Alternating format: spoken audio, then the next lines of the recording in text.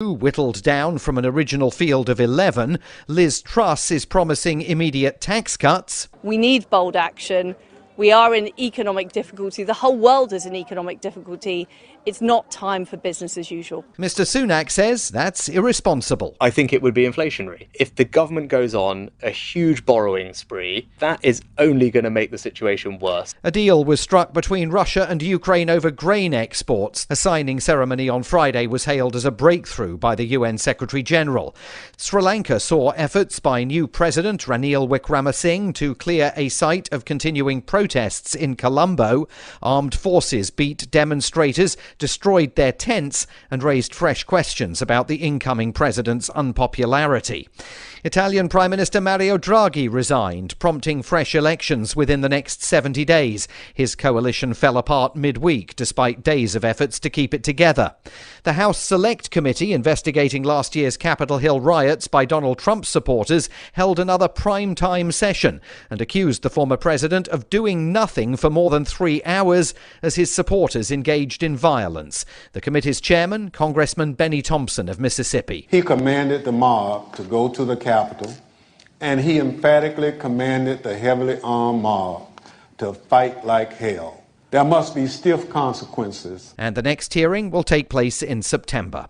From bureaus worldwide, this is FSN.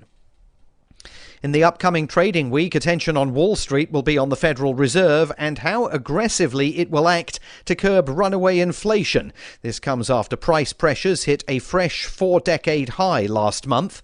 With the preview from FSN's business desk in New York, Will Denzelo. Inflation in June ticked up 9.1%, which is more than analysts expected, and hit a 41-year high. That fueled speculation that the Federal Reserve will act even more forcefully to ease price pressures. The Fed's two-day meeting concludes Wednesday, and while many analysts expect the central bank to raise interest rates by 75 basis points, that June inflation figure did spark speculation that we could see a 1% rate hike. This week we also have the release of gross domestic product figures for the second quarter. The Japanese government is to hold a state funeral for former Prime Minister Shinzo Abe at the end of September. Abe was fatally shot earlier this month on the campaign trail in an incident that shocked the nation. FSN's Tokyo correspondent is Phoebe Amoroso. The state funeral will be held on September the 27th at Nippon Budokan, a venue in central Tokyo. It will be fully funded by the government, a decision that is dividing the public. Abe was Japan's longest-serving prime minister, but his time in office was mired in a spate of scandals, including allegations of favoritism.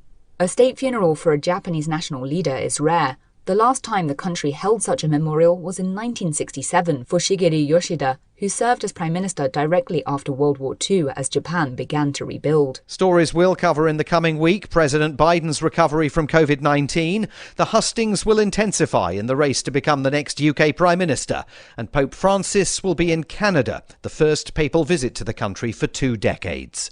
Those stories here and on Twitter at Feature Story. And that is the Week in Review from Feature Story News. Simon Marks reporting.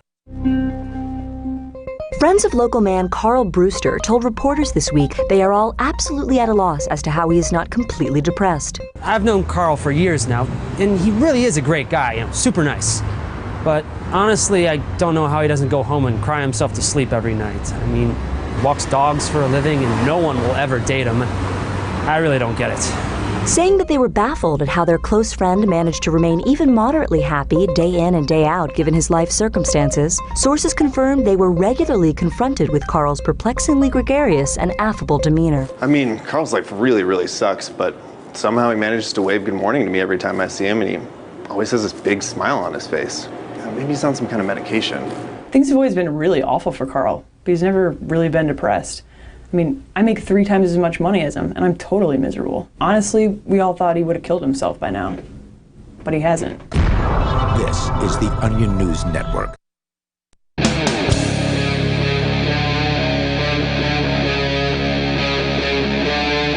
Free Talk Live. Are you ready? I'm ready. Are you ready? I'm ready. I'm already ready already. I'm ready. How ready can you be already? I'm so ready, I'm violating. Were you ready before you were ready? And does that make you already ready? I was already ready already. I think we covered that one. It is Free Talk Live. Thank you for tuning in. Thank you for listening. It is the Saturday night edition. In the studio tonight, it is myself, the Lord Reverend Dr. Captain Kickass, and joining me, Peakless Mountaineer. We're doing all sorts of weird things. We were talking about, just before the show started, Peakless and I were discussing checks, as in the payment instrument that, I'm going to guess, has gone the way of the dodo for most people. That is, I still have to write one check occasionally, and I had gotten rid of all of them until I bought a house. I was a renter, and so I didn't even have to write a rent check because my landlord had a online thing, portal kind of thing, that you put your email address in. It sends you, don't forget to pay your rent this month, reminder emails and stuff. But then I purchased property, so lo and behold, the water department in the little town here in New Hampshire doesn't take credit cards, or they do, but they don't take ones that they take like I only have MasterCard now, so they take like Visa and like Diners Club or something. But you can't do anything online with it. You have to go in to do it, and so of course, when they had, particularly the governments during COVID, they had no hours. You couldn't go in anywhere. Everything was locked down unless you wanted to jump through a bazillion hoops and, get jabbed in the arm with some unknown substances. And so the only way for me to pay the water bill was to write a check. So I'd actually call up the bank and be like, hey, do you get, yeah, we still do that. I'm like, oh, okay. Can you send me something? They're like, sure. And it was, I don't know, $10 or something for, 100 or so checks. And, I'll never run out. I have enough checks to last me a lifetime, so it seems. It used to be standard to give those away for free. Well, it would come with your checking account, at least the first X amount, and then if you, wrote too many. So, yeah, I wonder if they'll ever change that and call it a debit account. Yeah, it's interesting. Probably not. These legacy terms seem to carry on. But as far as paying rent here in New Hampshire, some of us live fully in the 21st century, so I get to pay mine in cryptocurrency. That's great. I love that. Me too. It's so weird because like the contrast out here is very pronounced because there are things like, it's 2022, and I've still got to write a check. It's not even monthly. It's every quarter that my water bill comes. So, like, not even every month. Mm-hmm. So that's like 4 checks a year, right? I'm good for, 25 years or something, right? That's the amount of checks I have. I'll probably have the house paid off well before that. So, at any rate, I find checks to be really useless in this day and age. Largely. One of the strange things is, once upon a time, your signature on the check really, really mattered. Right. That was the thing that made it a valid check. Whereas I, back when I'd cash a paycheck and stuff, plenty of time, most of the time, I would just hand it to them without even bothering to sign, mostly to see if they cared, and they don't. In the early to mid 90s, I started and ran my own record label. I failed miserably in that we had raised $100,000 for the label, as far as seed funds and that kind of thing. We did not make back that original $100,000 that we raised, and the way we raised it was just by going to everybody we knew and saying, "Hey, do you want to put some money into this thing we're going to try and do?" And they were like, "Sure."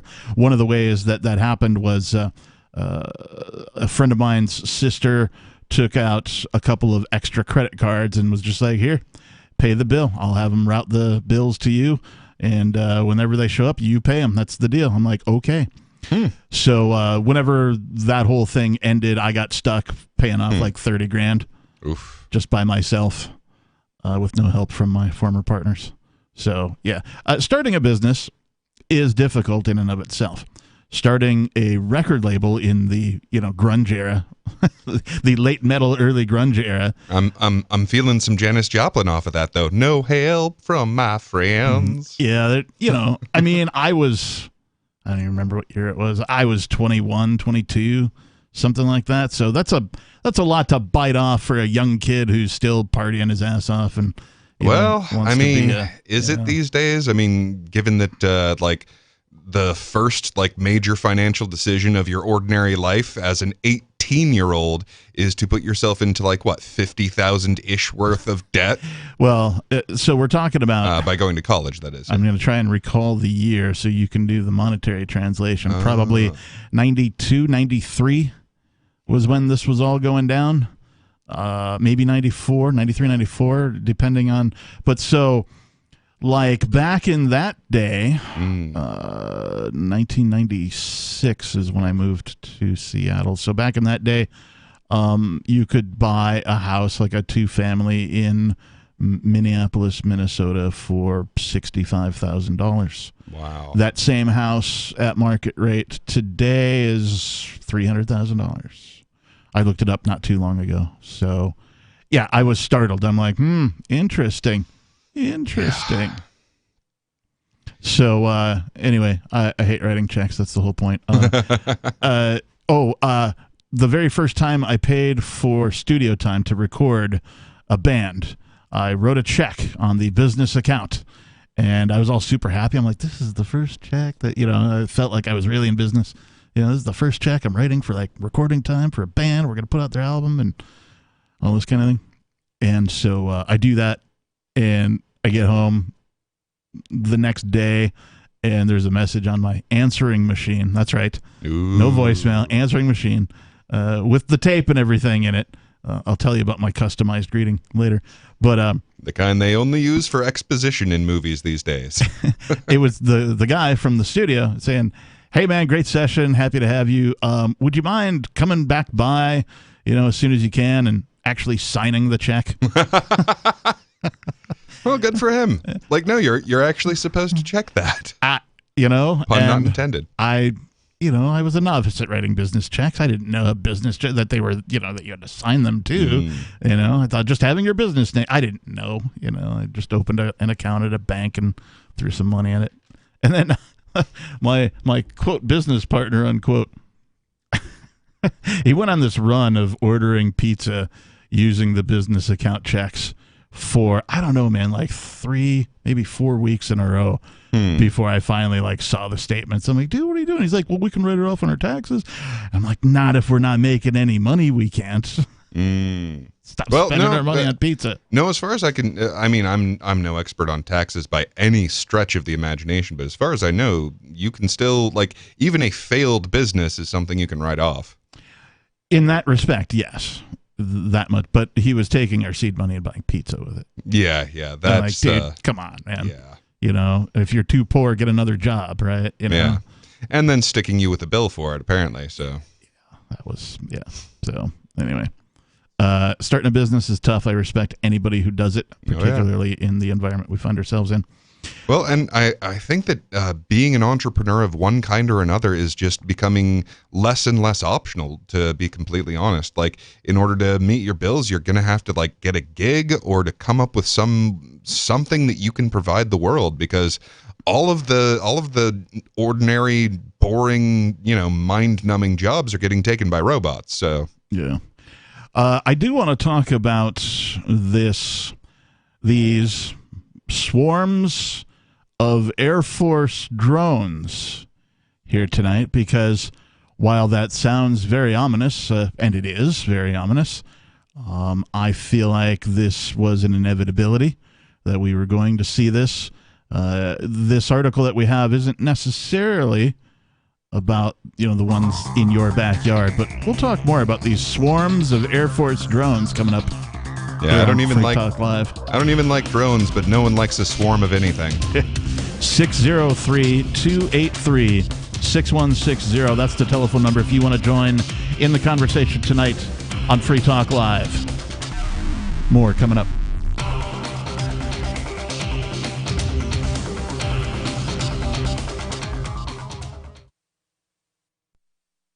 Do you feel like your nation, state, or community no longer holds your values?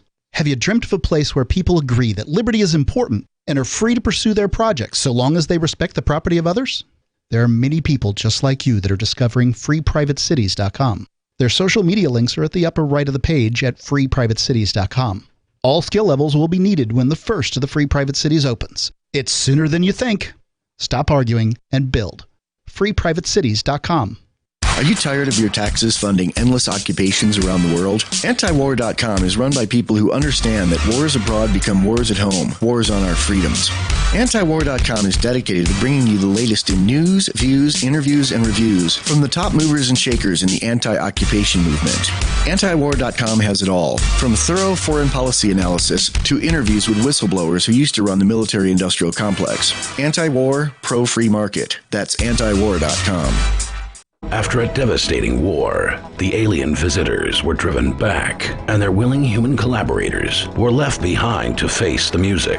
When Emma Jean Anderson's ex-lover springs her from prison, Nathan Foster and his 14-year-old nephew Ben are tasked with bringing the pair to justice. An easy enough job until they discover something is inside Emma Jean, and the fate of the planet hangs in the balance. The Family Business by Mike Coopery from BaneBooks.com. Is oral health important to you? If you don't like your own teeth, fresh breath, or kissing people, then by all means stop listening. Several years ago, I met Jessica Armand, founder and CEO of My Magic Mud, and I became passionate about the product that she created and never want to live without it. It's clinically proven to whiten teeth, but I find it does much more. They want you to love My Magic Mud as much as I do, so they're giving you a money-back guarantee plus 20% off. Go to mymagicmud.com and use coupon code FTL20 at checkout. mymagicmud.com, FTL20. The Free State Project has reached its goal of 20,000 liberty lovers who've pledged to move to New Hampshire and get active to achieve liberty in our lifetime. Perhaps you're trying to figure out what part of New Hampshire should be your destination. If so, consider Keene. You'll find more than 150 reasons to move to Keene at move.freekeene.com. Keene is famous for its historic, publicity-generating activism, as well as being the liberty media capital of the world. It's home to freekeene.com, New Hampshire's destination for liberty activism, news, and opinion. For years, we've been compiling over 150 reasons to move to Keene at move.freekeene.com, where you'll learn about some of what's happening here and what makes Keene a great place to live. If you love liberty, you'll probably enjoy anywhere you end up in the Shire. But do your due diligence first. Please visit move.freekeene.com for the full list of over 150 reasons to move to Keene. That's move.freekeene.com.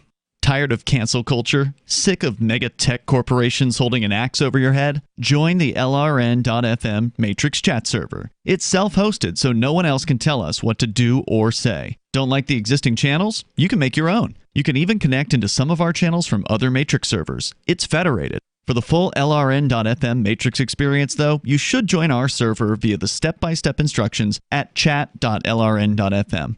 Chat.lrn.fm.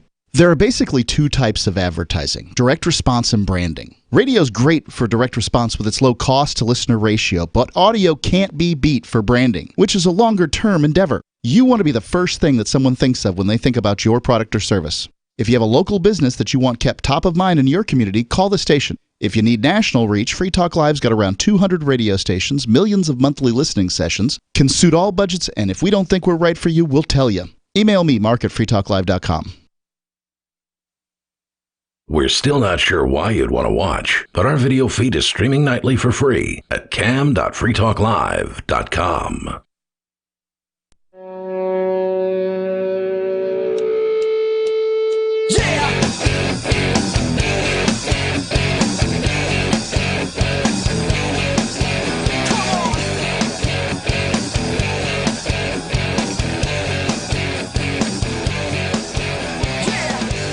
Welcome to the Saturday night edition of Free Talk Live.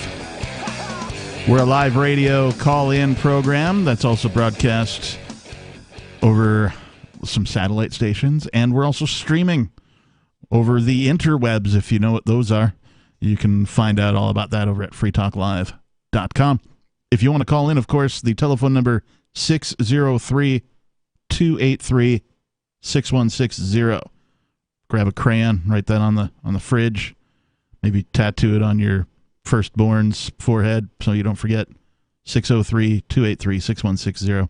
In the studio, it's myself, the captain. And Peakless Mountaineer. I do want to talk about the swarms of Air Force drones, but before we do so, let's go to Mr. David Ridley of Ridley Report. Mr. Ridley, you're on Free Talk Live.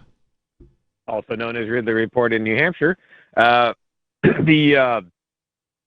An interesting endorsement has come in for NH Exit, the New Hampshire independence movement, from an unexpected source. Did this source from unexpected source? Did it come to you around, I don't know, maybe 7 years ago? Oh, you blew the you blew the ending to the story here. So this is my understanding. I'm not positive that this quote comes from Abraham Lincoln. I read that it did, and I don't have good internet right now, so I can't verify it. You verify it for me if you wish. But as I understand it, quote, any people anywhere being inclined and having the power have the right to rise up and shake off the existing government and form a new one that suits them better. This is a most sacred right, unquote. Well, being inclined and having the power, well, if you have the power, it doesn't so much matter if you have the right. At least, this is coming from someone who outrightly proved, according to his own beliefs, that the South did not have the right to secede because they didn't have the power to do so. Yeah, and again, you guys have better internet than me, so you might want to just check and Google that, see if he really said that. But my understanding is he said that in 1848, and he was probably directing his concerns against other problems. I don't know. 1848, so he must be as old as, Hillary Clinton? And almost as old as Klaus Schwab? Oh. But I think it's a useful. It should prove, if that's accurate, it should prove a useful quote to use against the the pro-DC people who argue with us. Yeah, I actually really enjoy hearing the quote that you brought tonight. It is a quote that I've heard before and hope to hear many, many, many more times from many, many, many more people over the course of the rest of my life, because it sure would be nice to be able to do that. And New Hampshire certainly seems to be making strides in the right direction, at least. Yeah, it seems to me what I've actually found. I'm sorry, go ahead. No, by all means. I've found that, like, one time I was calling somebody, he brought up Abraham Lincoln or something like that, or he brought up the Civil War or something like that. And I didn't have much trouble kind of turning it on its head. I think what I said was, Abraham Lincoln was actually, there were a lot of good things about Abraham Lincoln, and he was pretty patient with the South in 1860 when the crisis was first starting. He didn't start shooting them until they shelled the Fort Sumter, right? So and that took a while for them to do that. I've definitely heard that that was kind of a setup, that they had been put in a position where there really wasn't any choice but to do so. So I don't know.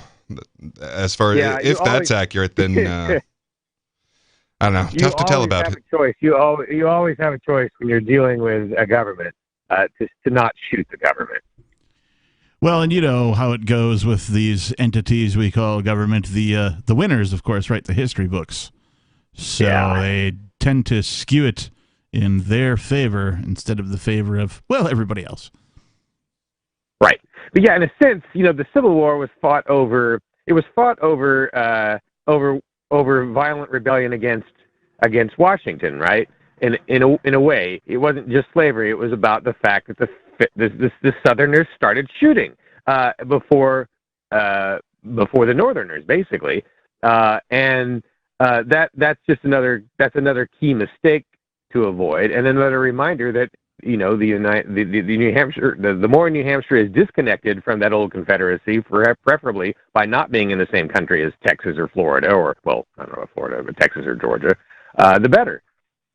I feel like it doesn't really matter which state goes first as long as one does. I would love for New Hampshire to be the first, but I think that once one state declares themselves independent from the rest of the United States, that there will be more. I don't know how many more, if it will all just sort of be like, we're in these pre-constructed geographic areas that people have drawn on maps. How convenient, I don't know if it'll just happen that way, or if other, sort of unions will form out of that or whatever. But it's just important to me that somebody goes first and they do it soon, because the empire is definitely on the decline.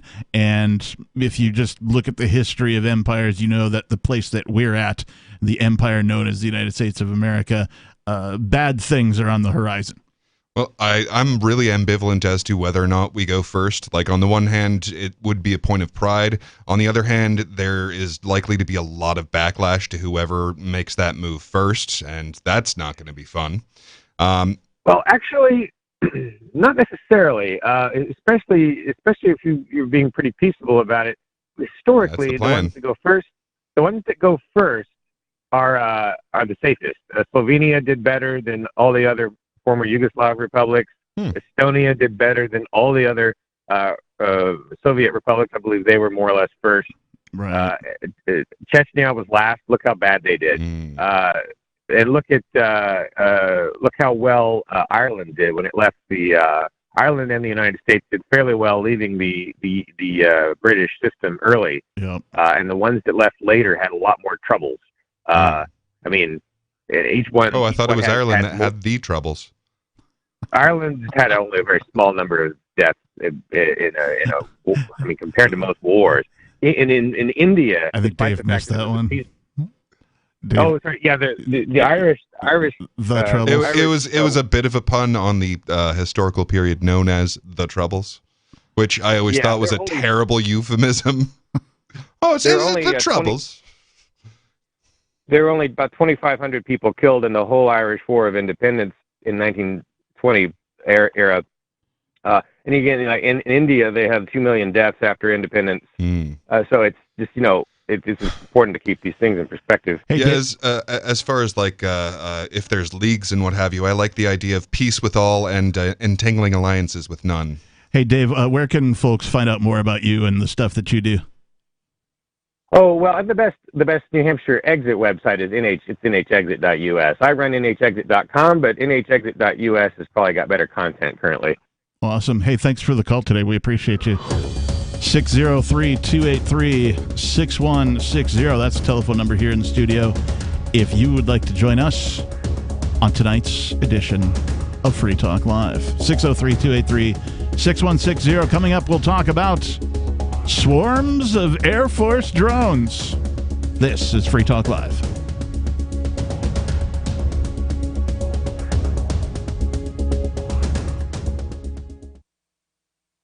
Free Talk Live's video archives have been on LBRY for years. LBRY is an uncensorable, decentralized, blockchain-based media sharing protocol, and we're big fans of it here on Free Talk Live. In 2020, LBRY launched Odysee, a video sharing website to compete with YouTube, and it's really taking off. Now with over 1 million channels, many of whom are disaffected YouTube creators. During YouTube's crackdown for not towing the government line on COVID, the Free Talk Live YouTube channel started receiving strikes and could be completely taken down at any moment. Thankfully, Odysee started offering live streaming, so we're now streaming live every night and posting our video archives permanently to Odysee. You can watch live or anytime on our Odysee channel by visiting video.freetalklive.com. If you want to go all in, download the desktop app at lbry.com, and then every video archive you watch, you'll help seed and keep it online forever. At minimum, we ask you visit video.freetalklive.com and follow us on Odysee today. video.freetalklive.com.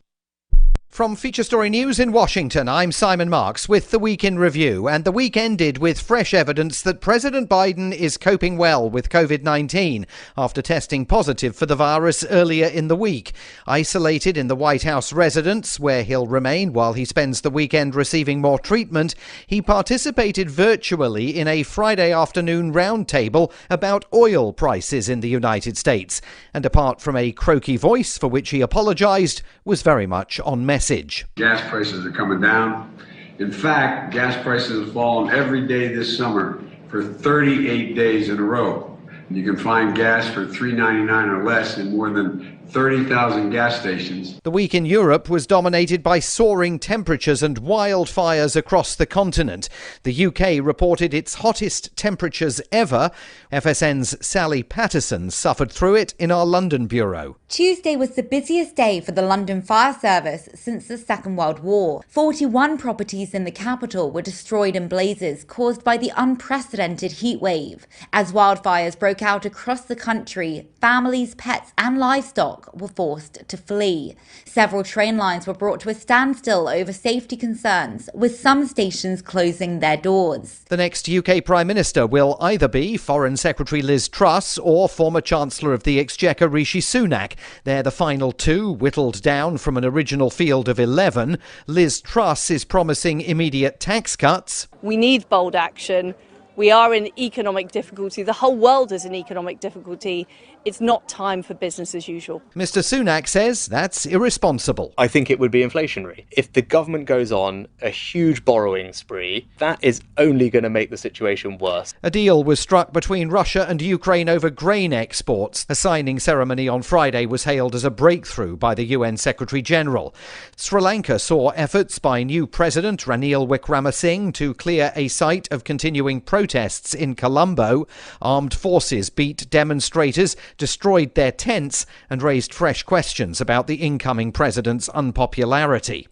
Italian Prime Minister Mario Draghi resigned, prompting fresh elections within the next 70 days. His coalition fell apart midweek, despite days of efforts to keep it together.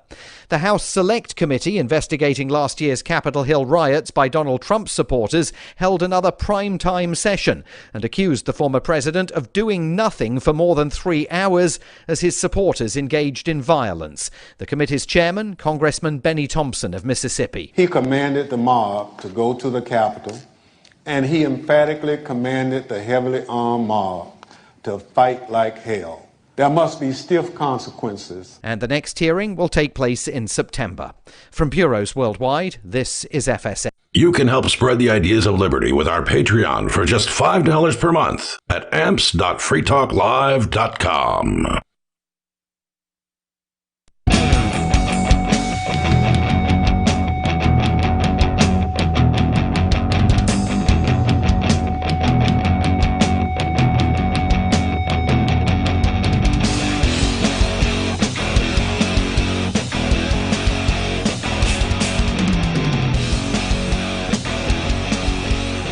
Welcome back. Thank you for tuning in and listening to Free Talk Live. Free Talk Live's video archives have been over on LBRY for years. LBRY is an uncensorable, decentralized, blockchain-based media sharing protocol, and we're big fans of that here on Free Talk Live. In 2020, LBRY launched Odysee. That's a video sharing website to compete with YouTube, and it's really taking off with over 1 million channels now, many of whom are disaffected YouTube creators. During YouTube's crackdown for not towing the government line on COVID, the Free Talk Live YouTube channel started receiving strikes and could be completely taken down at any moment. Thankfully, Odysee started offering live streaming, so now we're streaming live every night and posting our video archives permanently to Odysee. You can watch live or anytime on our Odysee channel by visiting video.freetalklive.com. If you want to go all in, download the desktop app over at lbry.com, and then every video you watch, you'll help seed and keep it online forever. Again, visit video.freetalklive.com. Follow us on Odysee today. That's video.freetalklive.com. In the studio, it's myself, the captain. And Peakless Mountaineer. We will talk about these Air Force drones. I swear. It shall be done. We will talk about these Air Force drones. But first, let's go to TJ the Spy calling in from Colorado. TJ, you're on Free Talk Live. Thank you, guys. It's a pleasure to be back again, and I'm hoping that Ian is not going to be going to prison, and he'll be doing the show many years for now. Us too. Us too, yeah, really. Well, I wanted to know, speaking of going to jail, I know that Ian's a big fan of activism and Keene and, you know, like civil disobedience and having the drinking game at the town hall and that kind of stuff and good fun for yucks. Mm-hmm. But I was wanting to know, like, how do you pick a molecule or a plant to go to jail over? Because I think pot has been pretty much legalized more or less. It's been decriminalized vastly in New Hampshire. And the one thing about Denver out here, we decriminalize psilocybinic mushrooms, so the police won't, you know, they'll confiscate them and write you a ticket, but they won't haul you off to jail. Right. And so that's one difference. And I thought, well, if I was going to pick a substance, you know, to go in front of this Keene City Hall and just say, you know, I'm a free individual and I'm going to peaceably put into my body this molecule right here or this plant or this mushroom and not bother anybody. And I don't know, that just seems to be I was originally going to pick methamphetamine because methamphetamine's legal in all 50 states, but it's not widely prescribed. Mm. And Ian suggested that mushrooms would probably have more benefit to people, and I thought MDMA was probably one of those.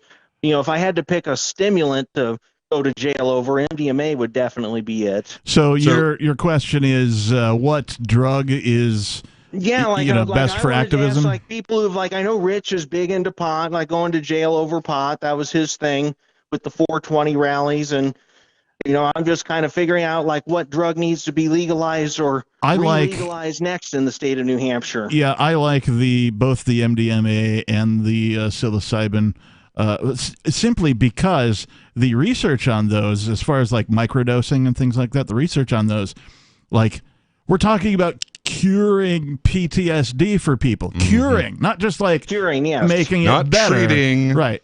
But so there's a bunch of research on out there on that, and I like that idea. And MDMA and mushrooms both have been, the medicinal properties alone. The MDMA experience for me was quite wonderful, and it's been wonderful for everybody I've been on MDMA around because they've become a lot more open and honest. James was very closeted and repressed, and then he took MDMA and said, I don't care who knows that I'm gay, including my parents. And now they are forever mad at me for turning their son gay. And, I said, I don't think it works quite that way. I don't think you take a drug and then you turn gay. I think it's just, the drugs allow you to finally admit the truth sometimes.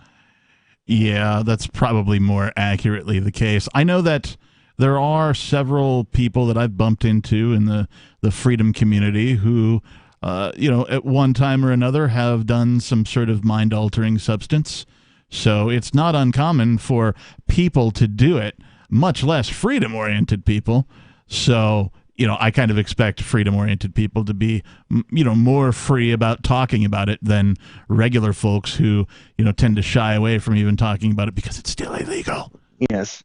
Well, I'm going to have to not bring any illegal fun party drugs to the trial because I want to be in Mr. Bitcoin costume for Ian and, have the 12 disciples called the jury who are going to decide his fate if we can just get them to install Bitcoin wallets on their phone and, have them see Bitcoin as something friendly and not evil. Yeah, so as far as a choice of which drug to, it seems not only that you would be working to decriminalize it, but also to sort of normalize it socially. And I would definitely, I see the purpose in choosing MDMA, but I would definitely go with psilocybin, mostly because it's natural. It is Yeah, and that's the other thing I was thinking, because I'm stuck in this government hell where the medicines that actually work for me are all illegal, like 3,4,5-trimethylphenethylamine. That's mescaline from the peyote plant. Mm-hmm. And I said, well, the Indian shaman said, drink, drive them out bad head spirits. And I'm like, wow, this must be what they used to cure depression before Zoloft and before all these other antidepressants. They must have used something like this. And the fact that it cures it rather than perpetually treating the symptoms is precisely why it is so difficult to get these things decriminalized. They are making an unbelievable just boatload of money off of continuing to treat the symptoms of depression and anxiety and addiction and so on and so forth. Well, leave it to the government to criminalize Mother Nature. Mm-hmm. Yeah, amen to that. Yeah, and it's just so fundamentally counterintuitive to the way that people tend to see the world to criminalize something that naturally occurs. So I think you would definitely have an easier time with that one. Well, that's what I've been thinking. I want to thank you guys for the advice, and I want you to keep up the good work. Hey, thanks for the call, TJ. We appreciate you. 603-283-6160 is our phone number here. The other thing that I want to say about the whole drug thing, and I know he talked a little bit about weed. There's a bunch of stuff in the news right now about some athlete's girl. She got arrested for marijuana while over in Russia or something. Yeah, marijuana vape cartridges while in Russia, yeah. And so, of course, from the WNBA, yeah. Yes, thank you. So, of course, the the United States apparently is like, well, she hasn't committed a crime or what. It's like, okay. Really? Yes, you should be trying Still Schedule 1, guys. Yes, you should be trying to get her out of, whatever foreign prison she finds herself in. But you should not be hypocrites, and you should also let out everybody who's still in the U.S. prisons, the prison system, for marijuana. And there are still way too many people in there. Nobody's talking about it. I bring it up, every time I think about it on this show, but I don't see it in the national conversation, in any of the newspapers, in any of the movements, anywhere. It's something like just shy of $40,000 a year on average to house a prisoner. So I don't know. The next time one of your goons in charge, one of your people is, we need to raise more money for insert pet political project here, maybe suggest to them that releasing some people out of prison for not harming anybody, for victimless crimes such as having too much of a certain plant in your pocket, might be a good place for them to start looking for that extra money. Yeah, one thing about what a free society would actually look like is that we would only put people in jail if they were actively a threat to other people. Like, that's the only reason to jail someone, to arrest someone, is to protect other people. That's the only reasonable way that you would do that. But instead, you violated this thing that doesn't even hurt anyone anyway, therefore you must be abducted and put into a tiny cold cell. 603-283-6160. Do you think the Air Force having a big swarm of drones will help any of this? More Free Talk Live is coming up. This is Michael Dean from the Freedom Fiends. I've run websites since 1996 and have used over a dozen web hosts in that time. AgristHosting.com is the only one that hasn't broken my heart. Agrist Hosting's uptime and service is stellar, and their DDoS mitigation is the best I've seen. That's important because if you tell the truth in this world, you'll ruffle feathers. And some people will try dirty tricks to silence your voice. No matter what the haters hit us with, Agrist Hosting keeps our websites online. If you have a mission-critical commercial presence or a world-changing activism site, you cannot tolerate any skullduggery. So go with AgristHosting.com. Have a WordPress or blog site, but you're not satisfied with performance or uptime? Or just want raw hosting? Want to pay with Bitcoin? Agrist Hosting specializes in high-performance hosting with personalized service. Go to AgristHosting.com and click on the button that says Get Hosted. That's AgristHosting.com. Looking for a great real estate investment? Consider New Hampshire, which is ground zero for the Liberty Movement. Your first call should be to Mark Worden from Porcupine Real Estate. He's more than just a real estate agent. He's your New Hampshire concierge. Where are the best places to live? Do you want farm, city, the burbs, or forest? Do you want a duplex or multifamily building so that renters pay your mortgage? There are homes in all price ranges in New Hampshire, and Mark can help with financing too. Invest in Liberty and property. Mark Worden can help. PorcupineRealEstate.com. If you want to know the latest about Free Talk Live before we go on the air, all you need to decide is how you want it delivered. It's your choice. Visit news.freetalklive.com to receive our usually weekly news updates by email. Plus, we have a Twitter account at twitter.freetalklive.com, and you can follow us on the decentralized Mastodon platform at toot.freetalklive.com. So please follow us at toot.freetalklive.com and sign up for our emails at news.freetalklive.com. What if you found a $20 bill on the supermarket floor? I'm Holland Cook with Inflation Hacks. You could save at least that much by buying in bulk, but not everything. AARP recommends stocking up on bread, which freezes well. Canned fruits and veggies and salmon and tuna are easy to store and have a long shelf life, as does pasta and peanut butter. And stock up when you spot a great deal on toilet paper, paper towels, tissues, and napkins, and plastic wrap, plastic storage bags, and garbage bags. Worst foods to buy in bulk? Big containers of junk food, which go stale quickly, and cheese, which doesn't freeze well, because fish has high water content. Freezing it too long can result in flavor loss, and olive oil has a limited shelf life. How are you coping? Post your inflation hacks at andyoucanquoteme.com. There are lots of ways to listen to Free Talk Live. Our podcast has been around since podcasts began, and now the FTL feed is loaded with content besides our full show archives. Did you know that we make it easy for you to customize your podcast subscriptions? We have different feeds, one that includes only our full shows, one with just the Daily Digest, and our main feed that includes everything. You decide what you listen to. It's quick and easy to customize your feeds at feeds.freetalklive.com. That's feeds.freetalklive.com. So you've signed the Shire Society Declaration and are planning your move to New Hampshire to be around more liberty-oriented people. Next, sign up for the Shire Society Forum at forum.shiresociety.com. There are a bunch of people there who are already in the Shire, and they want to meet you. If you're already in the Shire physically, you should also come by the forums. Remember, not everyone uses Facebook. New people are signing up for the Shire Society Forum every month, so drop in and say hello at forum.shiresociety.com. Yep, we still do email. Drop your email address in the entry box at freetalklive.com, and you'll be kept in the loop with Free Talk Live.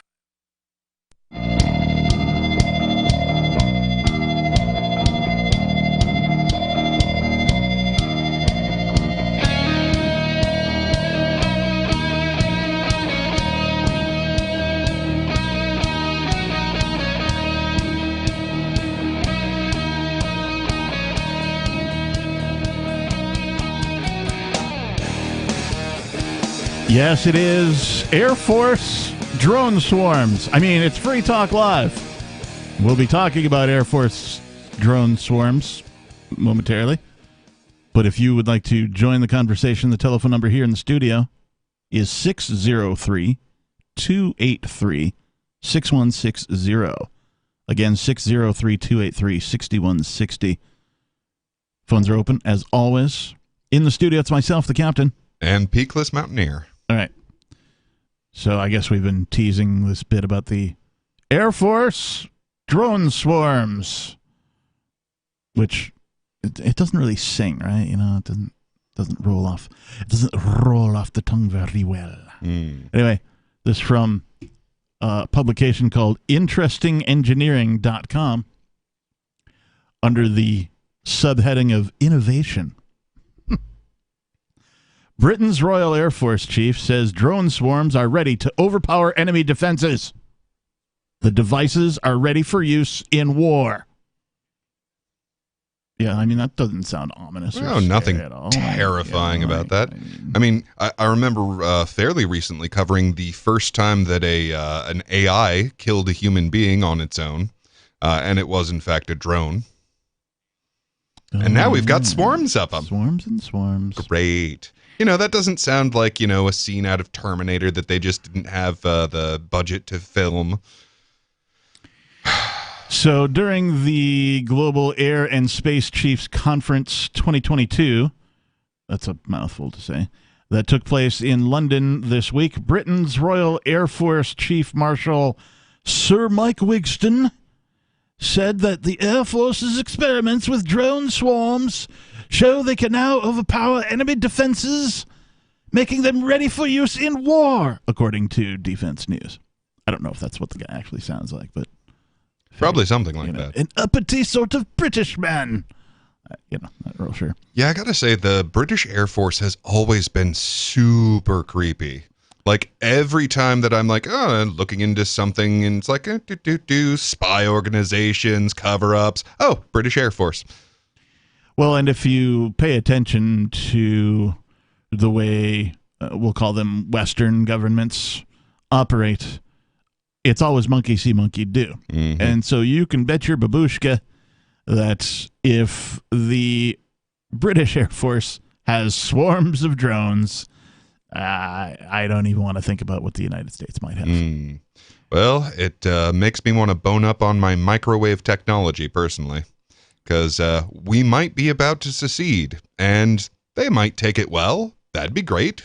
I'd prefer, a nice, peaceful, voluntarily we go our way and you go yours.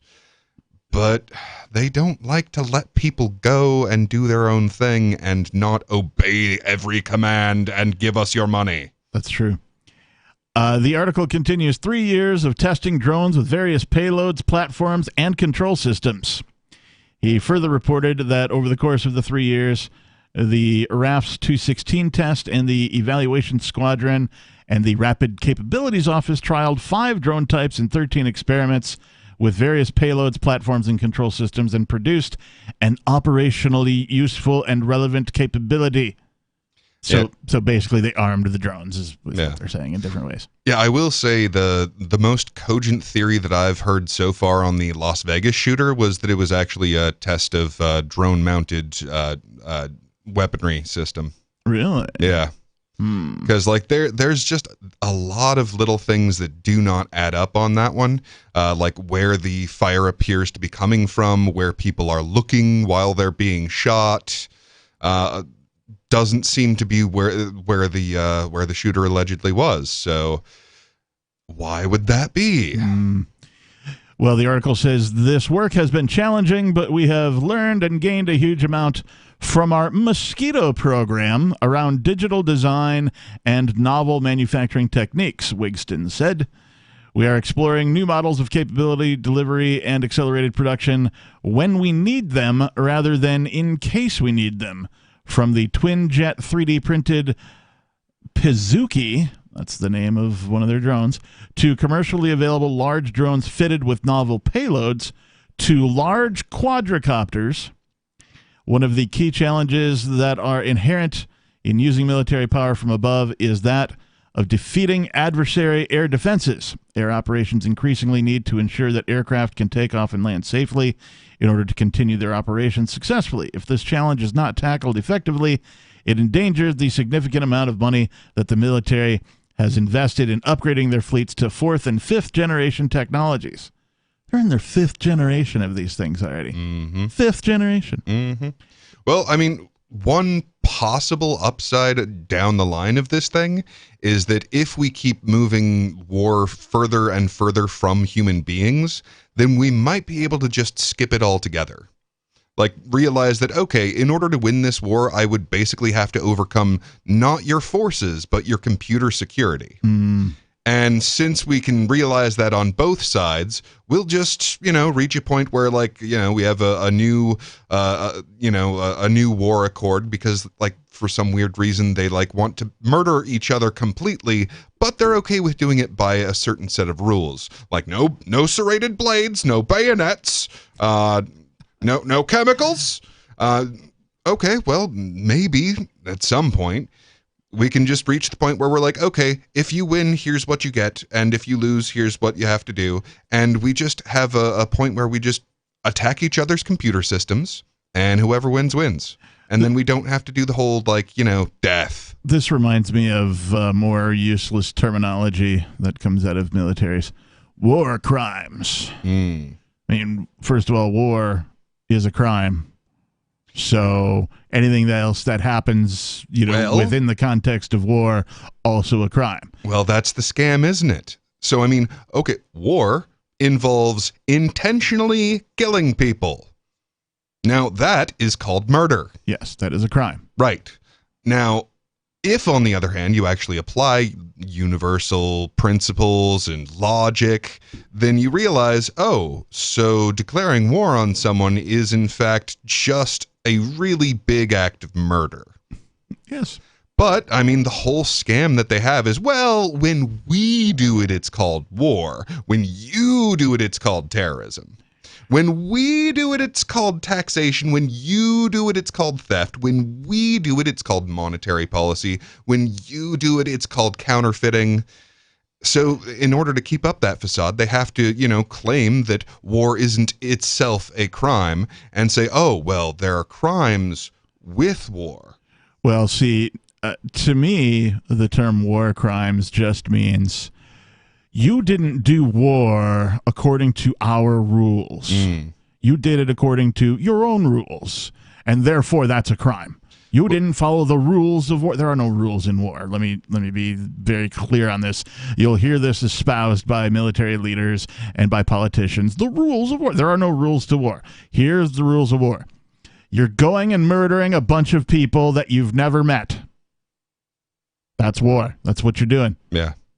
I mean, of the few people that even know or care about such a thing, the Nuremberg trials, among the specific things they were accusing the Nazi government of having done, and the leadership thereof and the individuals that were in that leadership, is planning and waging an aggressive war.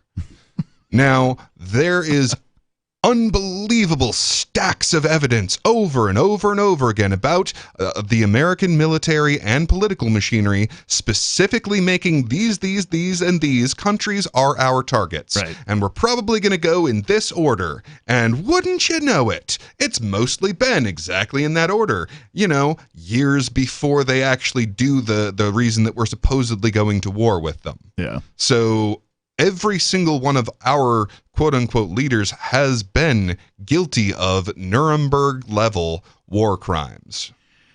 This guy added that Russian and Ukrainian militaries rely on land manned power and artillery, whereas the UK and other Western nations use air access and air superiority. Bronk also discussed the practice of swarming, which consists of sending enough expendable drones at a defensive radar and interceptor position so as to overwhelm them. Well, from what I had heard, that was like air superiority was also a thing that was expected from Russia, which is why like the tactics that America had trained Ukraine for was for them to go in with their planes first. He argued that the practice can be effective, but may not always be practical, as the drones used in these kinds of tactics often lack the requisite range and speed. But of course, governments don't care about how much it costs, so we're going to see more of that very soon. 603-283-6160. Hour number 2 of Free Talk Live is next.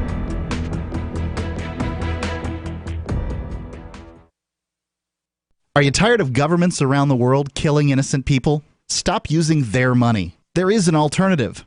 Bitcoin is a stateless, free market, non-political currency. Bitcoin is money that cannot be inflated or controlled by any state.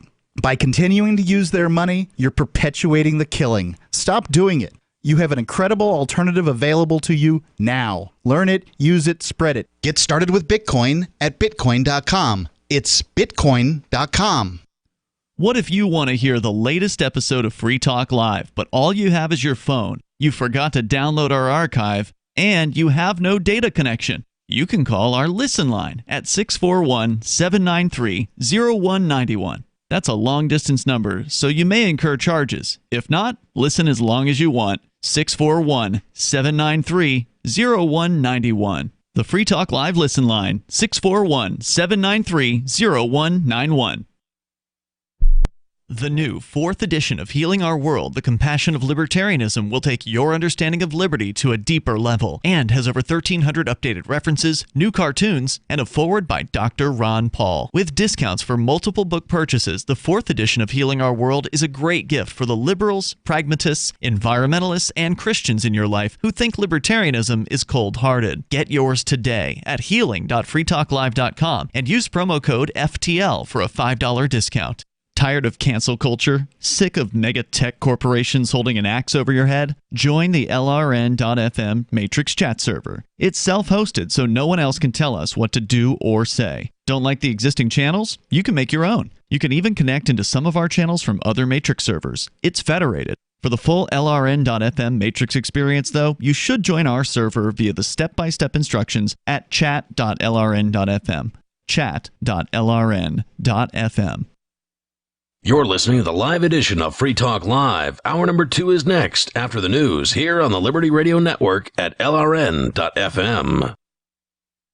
From Feature Story News in Washington, I'm Simon Marks with the Week in Review, and the week ended with fresh evidence that President Biden is coping well with COVID-19 after testing positive for the virus earlier in the week.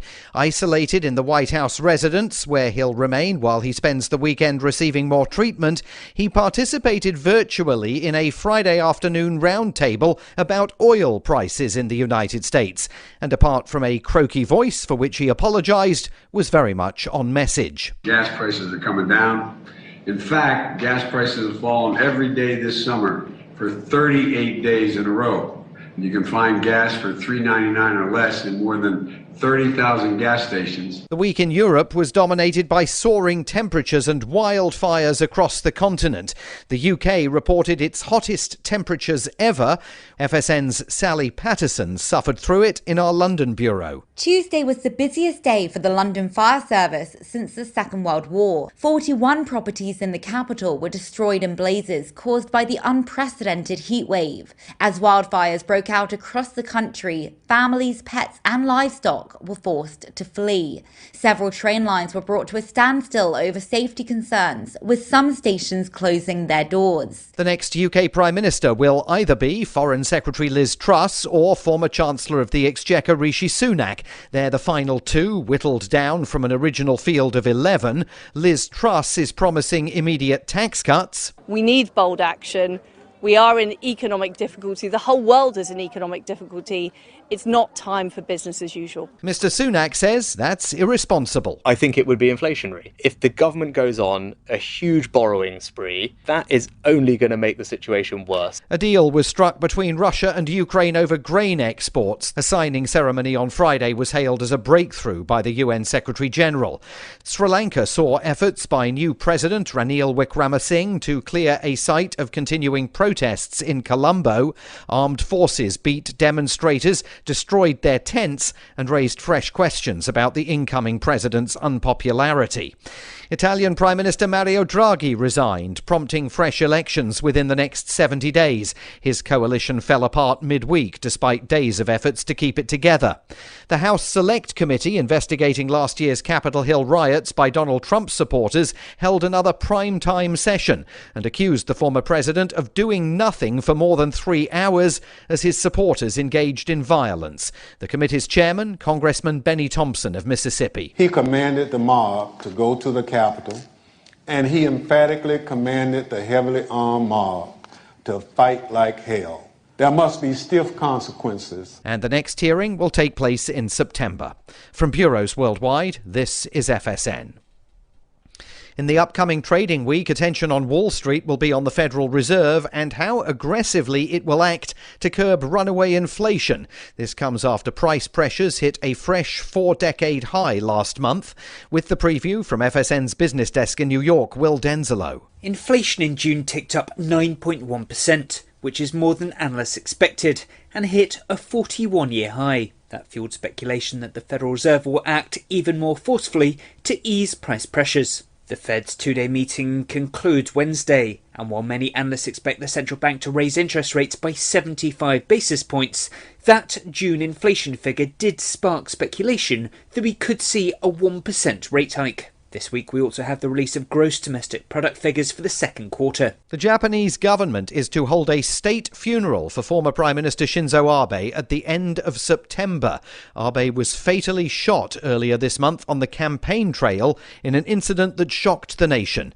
FSN's Tokyo correspondent is Phoebe Amoroso. The state funeral will be held on September the 27th at Nippon Budokan, a venue in central Tokyo. It will be fully funded by the government, a decision that is dividing the public. Abe was Japan's longest-serving prime minister, but his time in office was mired in a spate of scandals, including allegations of favoritism. A state funeral for a Japanese national leader is rare. The last time the country held such a memorial was in 1967 for Shigeru Yoshida, who served as prime minister directly after World War II as Japan began to rebuild. Stories we'll cover in the coming week: President Biden's recovery from COVID-19, the hustings will intensify in the race to become the next UK Prime Minister, and Pope Francis will be in Canada, the first papal visit to the country for 2 decades. Those stories here and on Twitter at Feature Story. And that is the Week in Review from Feature Story News. Simon Marks reporting. This year's Coachella Music Festival is happening right now. And that means one thing: the largest gathering of contact jugglers in the world. All the biggest names from the sea juggling scene are performing all over the festival, including Mr. Tomorrow, Isis, White Angel, Chad Brunstein, and of course, the legendary Conundrum. Our own Lena Perez is live at Coachella. This music festival is a who's who of org masters and jugglement. What have the highlights been so far? Well, Yasu Kaitu did his first stateside performance in 3 years over by the Smoothie Tent, which was amazing. And there was festival favorite Hans Hansman freestyling in his usual spot near the portable toilets. But I'm really excited for Becca Flannery Miller. She's 4'5", wears transition lenses, and is a master of the multi-ball. I love her. And I heard there was a surprise late-night set from the Winterhorn Brothers. Yeah, right outside the DJ tent. It was an unbelievable flurry of steersmanship. I wish I was there. This is the Onion News Network.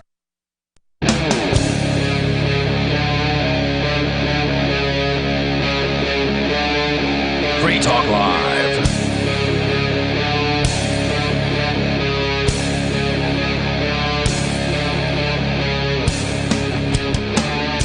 Yes, it is Free Talk Live. Thank you for tuning in and listening to tonight's program. Telephone number here in the studio, 603-283-6160 if you want to join in the conversation. We've been talking about a whole bunch of stuff, really, including drugs. That's a favorite topic of mine. We've talked a little bit about Abe Lincoln and his support of secession. We've talked about these drone swarms that apparently westernized militaries now have, where literally their strategy is to just have enough of them to smother the target. Mm-hmm. And that could be, target, right? It could be a thing, but it's more than likely a person. Can you imagine being smothered by drones just as a human being? So just a drone comes at me with a pillow then. Smother. Yeah. No, it's not the MyPillow guy. Oh. Little tiny MyPillow guys. So you were talking about the 3D printed drone that they'd worked on, and it occurs to me that there's kind of a risk involved with using these things because you're going to get reverse engineered most likely. If you're in any kind of extended engagement with someone, okay, well, they're going to have one of these shot down at some point, and they're going to analyze what it's made of, how it works, and we live in a world of 3D printers, so beware, military that sends this at people, for you may soon have them sent back. I'm certain that there are more than one military with these things.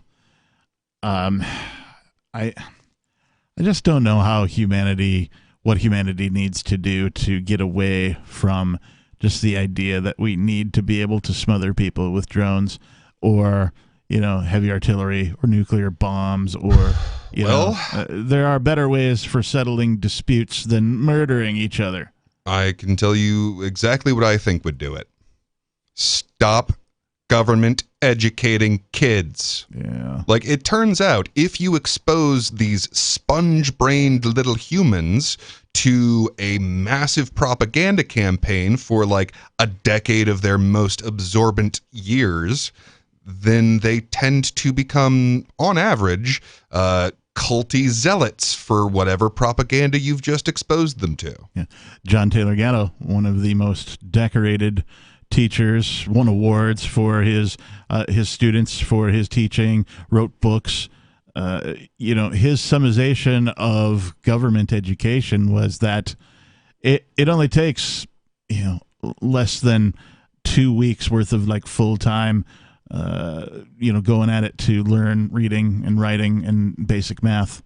Once you have those things, kids can educate themselves, right? And if people want to help them, far out, solid, and right on, but the kids should be following their interests and then learn the rest of those subjects around whatever their interest, whatever they're passionate about, whatever they feel drawn to, instead of sitting them in lined classrooms, all the desks in a line in a row, and you must be in the front row and you don't get to be in the back row, and you have to. It's all so very authoritarian and so just puke. I just want to puke when I think about school. And the fact is, you don't even need to train them to do this. So the original push for this was to increase literacy rates, and by every real metric, they have gone into the toilet since and at the rate that we did government schooling. Now, if you want to have kids actually learn math, for example, do it the way that we did once upon a time, where they teach each other for money. Yeah, the last statistic that I recall was 1 in 5 high school graduates, not people who dropped out, not people who failed, graduates, 1 in 5, 20% in the United States, 1 in 5 high school graduates, functionally illiterate. Yeah. Yeah, That's how good a job government school is doing at teaching kids how to read. That somehow people are graduating, but they're functionally illiterate. How is that even possible? You might ask.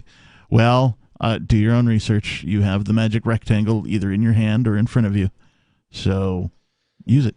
Yeah, and by the end of college, it's still something like 5% that can read something that is complex and draw an inference from it. Yeah, like it's unbelievable how bad this is at educating people. Yeah, but it's great at making them believe that governments are good and necessary. This is not a form of brainwashing. This is not a form of brainwashing. Is that the bit from the Whitest Kids You Know? Oh. Yeah, the Whitest Kids You Know, I think, did that. Where, they're doing the Pledge of Allegiance. Mm-hmm. Yeah. Name some other time that you go somewhere and you do a pledge to anything that resembles that. Yeah, I mean, seems to me that if you can't consent, then you can't pledge your allegiance. Wow, what a good point. We'll talk more about that and some other things, but we've got Jerome who's been holding. Jerome, you're on Free Talk Live. What's on your mind? Hey, I was asking when we talked earlier, is Putin a war criminal and is Charles Barkley a scumbag? Is Putin a war criminal? Yes. Is Charles Barkley a scumbag? I haven't paid enough attention to know for sure whether one way or the other. He's thinking about joining that Live Tour as like some type of golf expert. Anybody out there seeing Charles Barkley swing a golf club? Does that look like an expert to you? He wants to be a golf analyst over there. And I mean, is he good at golf? Do we know? I don't know. You kidding? Hey, am I good at birthing babies? Possibly. I don't think so. Did I just assume your gender? It wouldn't be the first pro athlete to be good at something other than whatever made them famous, right? There's all the time. There's NFL players who play golf and do tours and all that kind of stuff. Hold on, you're talking about him being a commentator on golf, right? Yeah. Well, hey, I have no reason to believe whatsoever that the commentators on golf are themselves good at it. I mean, you can be a really effective commentator at golf and have no arms. Hey, look, I've seen him swing a golf club. There ain't no way in hell he'll ever be good at golf, okay? He's a buffoon. He's made, you know what, to me, once he stopped playing basketball, he's made a lot of money being a buffoon. Because he says he was going to run for governor of Alabama. Then, the governor of Alabama. Well, he's got name recognition, that's for sure. You're right. Well, I mean, that's probably why they're hiring him for this job. I mean, at least it's in the consideration is just that he's famous enough that people will go, ooh, Charles Barkley. I'll watch that. No, you know what I would say? Oh, Charles Barkley, click. That's what I would say, because he's a clown. I don't know why people like him. He said he was misquoted in his own book. Why? How the hell did that happen? Why do you care about him? No, I don't really care about him, but I think that anybody that goes... Your actions beg to differ. You cared about him enough to call and bring it up on live talk radio. I'll get over my dislike for him, but what these Saudi people are doing is awful, okay? It's awful. Yeah, I got to say, like, so there's an economic principle in the Austrian school that it's actually your activities that show what your values are. And I know for a fact there are plenty of people who, like, they would love to call in and argue, but they just don't have the guts to do it. I mean, it's a little, terrifying to be on national radio. And the first time. Right. Yeah, and I mean, obviously you are willing to overcome what they cannot to talk about someone who you say you don't really care about. Look, I heard an interview with him today where he and some other guys were making jokes. He said, Charles Barkley said, oh, that's enough money. They offer you enough money, you would kill a relative. There is no amount of money in the world you could offer me to kill someone, whether they be a relative or not. Hey, I just want to ask a question, Charles Barkley. Would you kill your own mother for money, Charles? Huh? Your own mother. Hey, Jerome, thanks for the call. We appreciate it.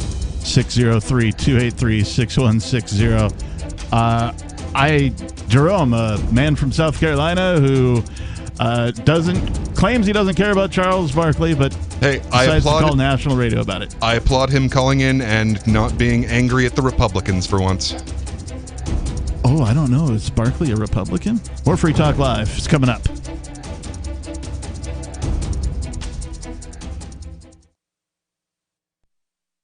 Do you feel like your nation, state, or community no longer holds your values?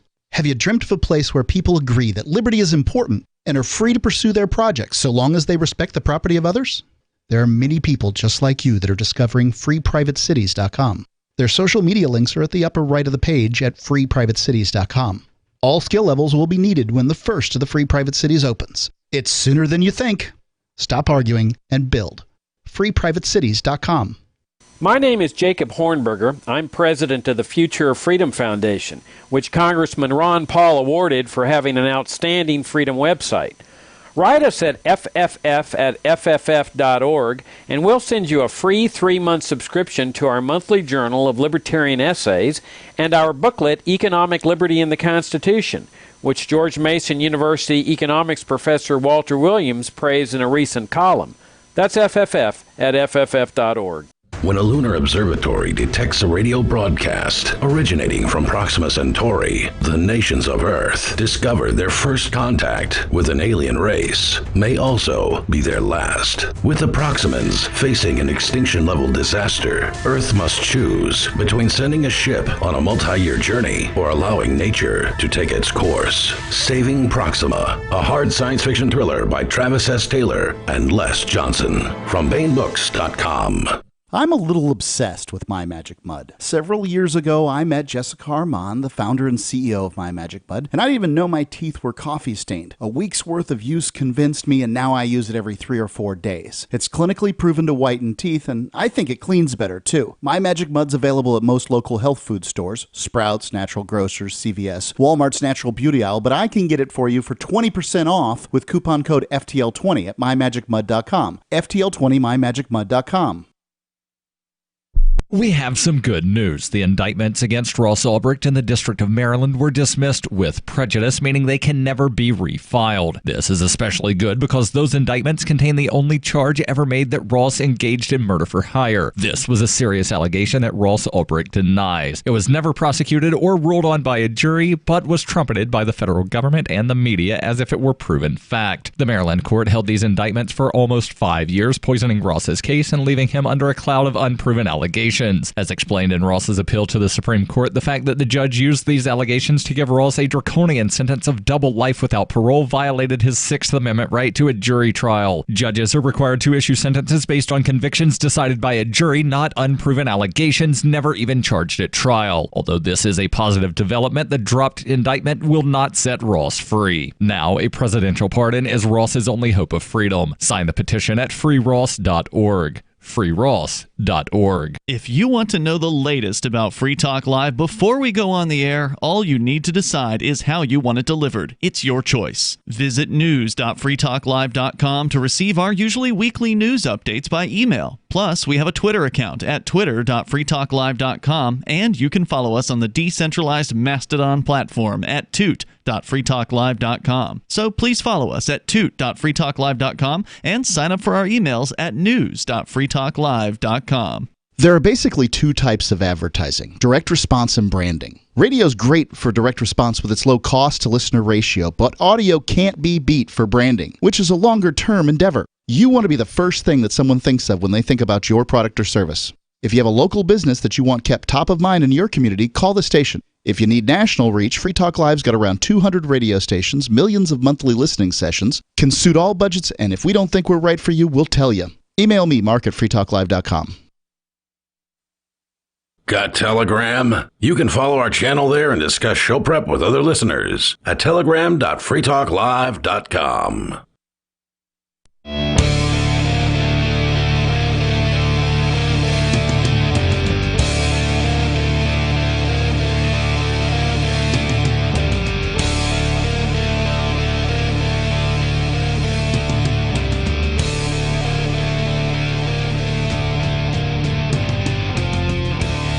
Yes, it is Free Talk Live.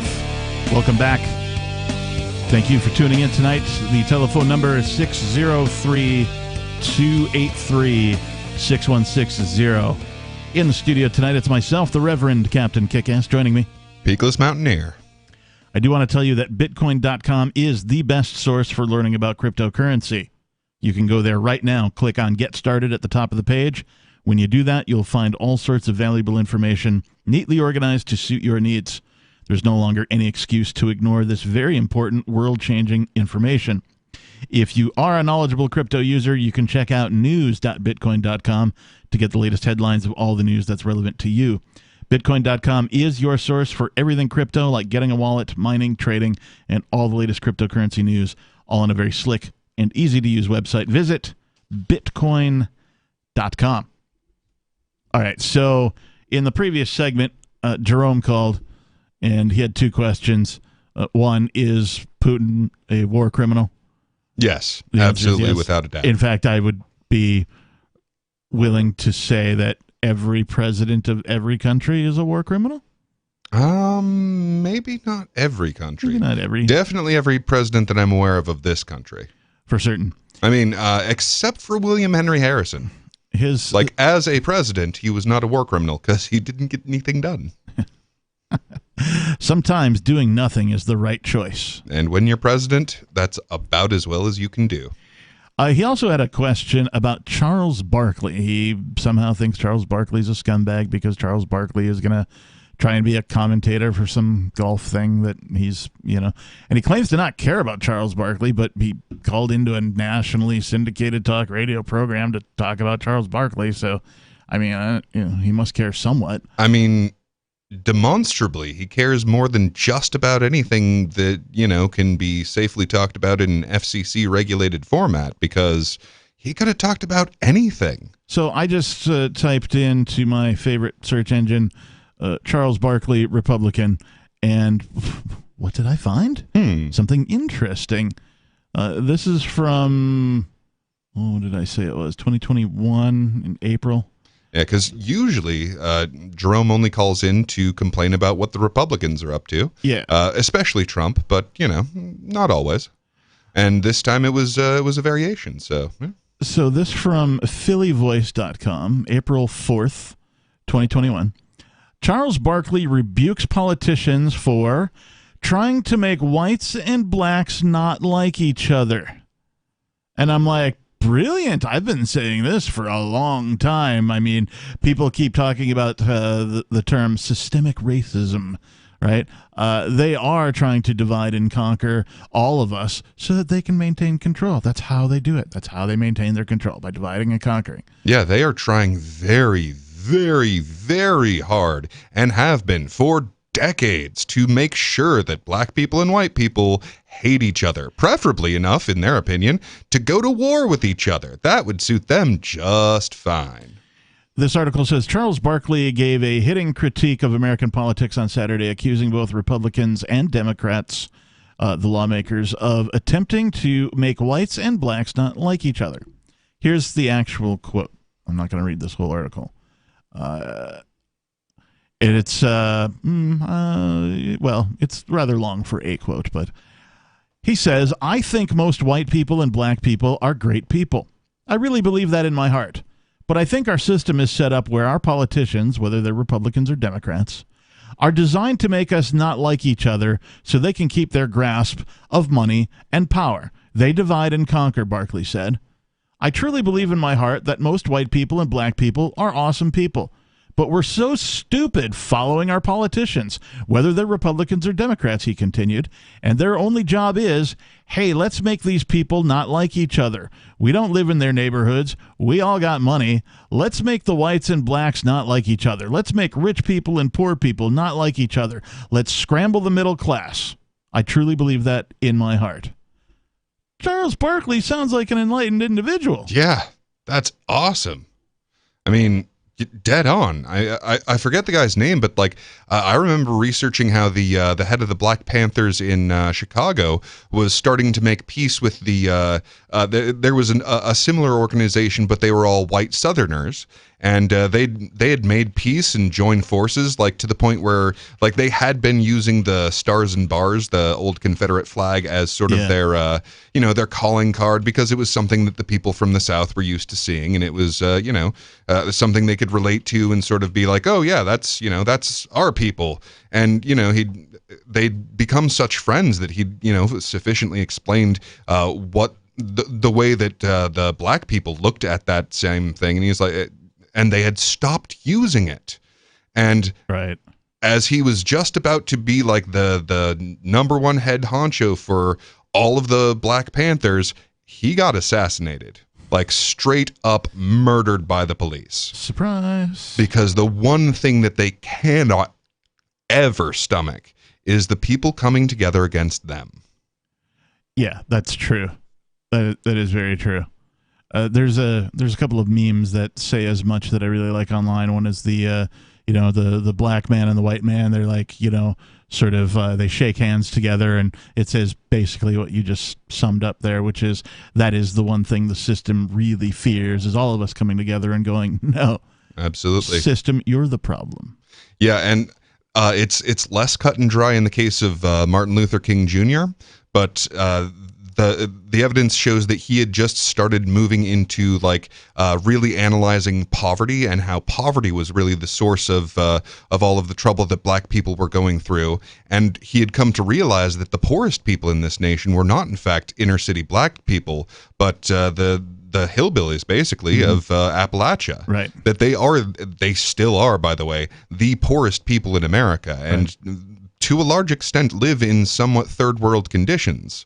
And, we can't have the black leadership getting interested in that. So one of the we were talking about war in a couple of previous segments, and one of the interesting things about war today is that while there is a whole bunch of stuff in the news talking about, the Ukraine and the U.S. doing this, that, and the other, and the Allies doing this, and the Russians and the Chinese and all that kind of stuff, I've noticed that there seems to be more war on their own citizens than on each other, at least by way of comparison. Usually when we hear about war and we think about war, we think about one nation, battling with another nation. But we're seeing more and more governments targeting their own people. We've seen it here in the United States a bit, as evidenced by, the Crypto6.com, for example. It's a pure historical fact that more people have died of what's called democide, yes, which is governments targeting their own population, than have ever died in the wars. Like, at analyze any period of time, and you will find that is the case. But you had mentioned that you wanted to talk about, and we can talk about this coming up, that you wanted to talk about some things going on specifically in China with some tanks. Yep. So we'll get to that. 603-283-6160. More Free Talk Live is coming up.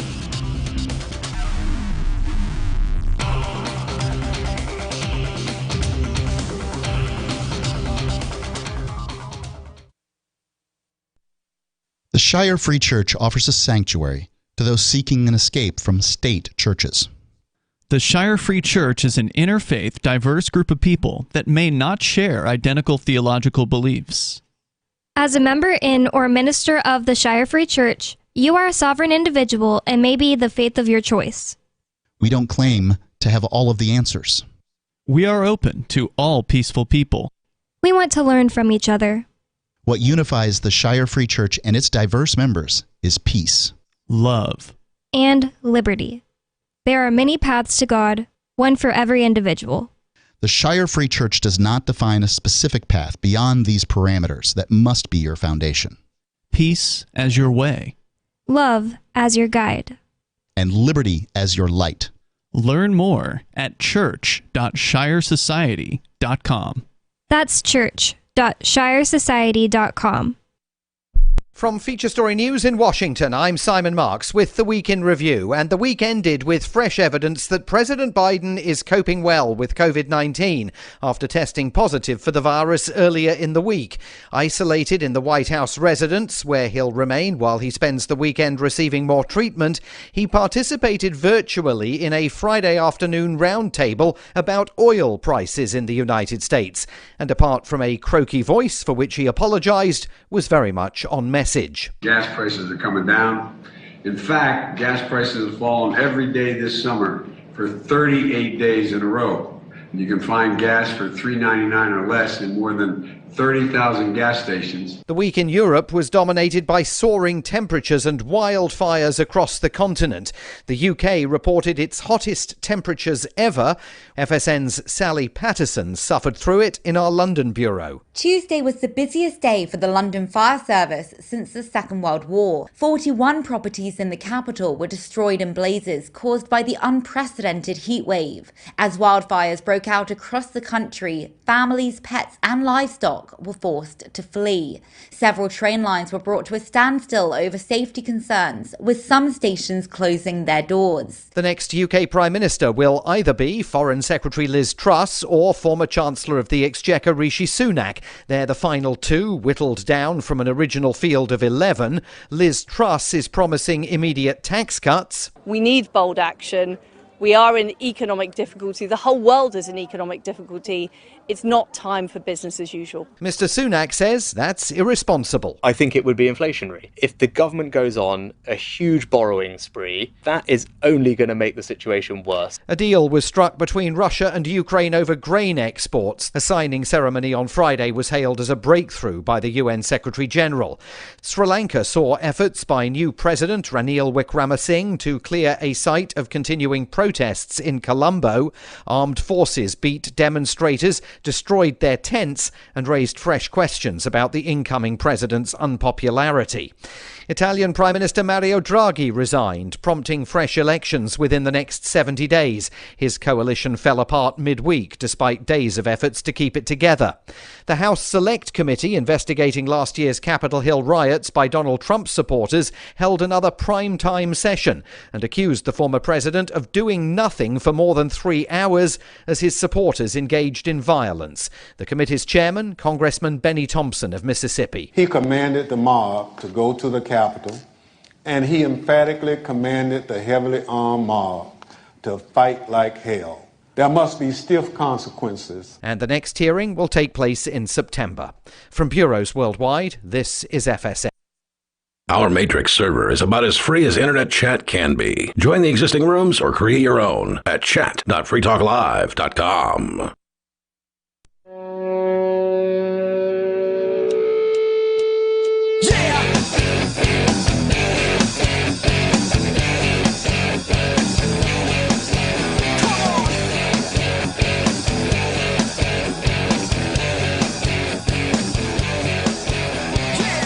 Yeah, come on and listen to Free Talk Live 7 nights a week from 7 p.m. until 10 p.m. Eastern Time every day, nightly. 365 days. Well, there's a couple of days when we don't actually do a live show, but there is a show, 7 p.m. until 10 p.m. every day. There's only a couple of occasions, the festivals, the Porcupine Freedom Festival and the Fork Fest, where we do broadcasts from the festival, so they're actually a little bit pre-recorded before they go on air. That's about the only time I can think of. Oh, unless there's multiple federal and local police, military gear wearing people storming in the studio and breaking up all of the studio and arresting people who put on this show. There might not be a live show when things like that go down. So outside of that, though, we're here 7 nights a week doing this show. Oh, and occasionally other, like Mark just did, what was it, Freedom Fest? Oh, right, yes. Yeah, so that was, a day or two that we were not live and taking callers. But really, that's about it. Yeah.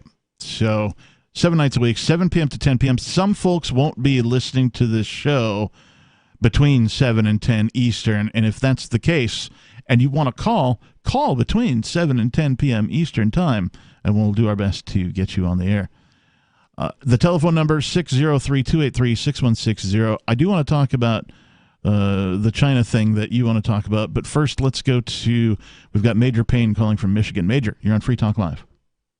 Hey, peace, guys. You guys gave me a pretty good segue here talking about the government trying to sick its populace upon one another. I have in my possession a copy of the Detroit Free Press from Sunday, April 20th, 1952. And the name of the article is How the Wily Reds Set Foe on Foe.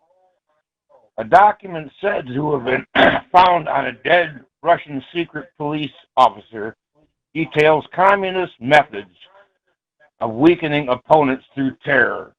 I got to turn this radio down. Yeah, I was going to say, am I hearing an echo there? You should know better, Major. Shame. I know. This ain't your first rodeo, as my people are like to say. All right.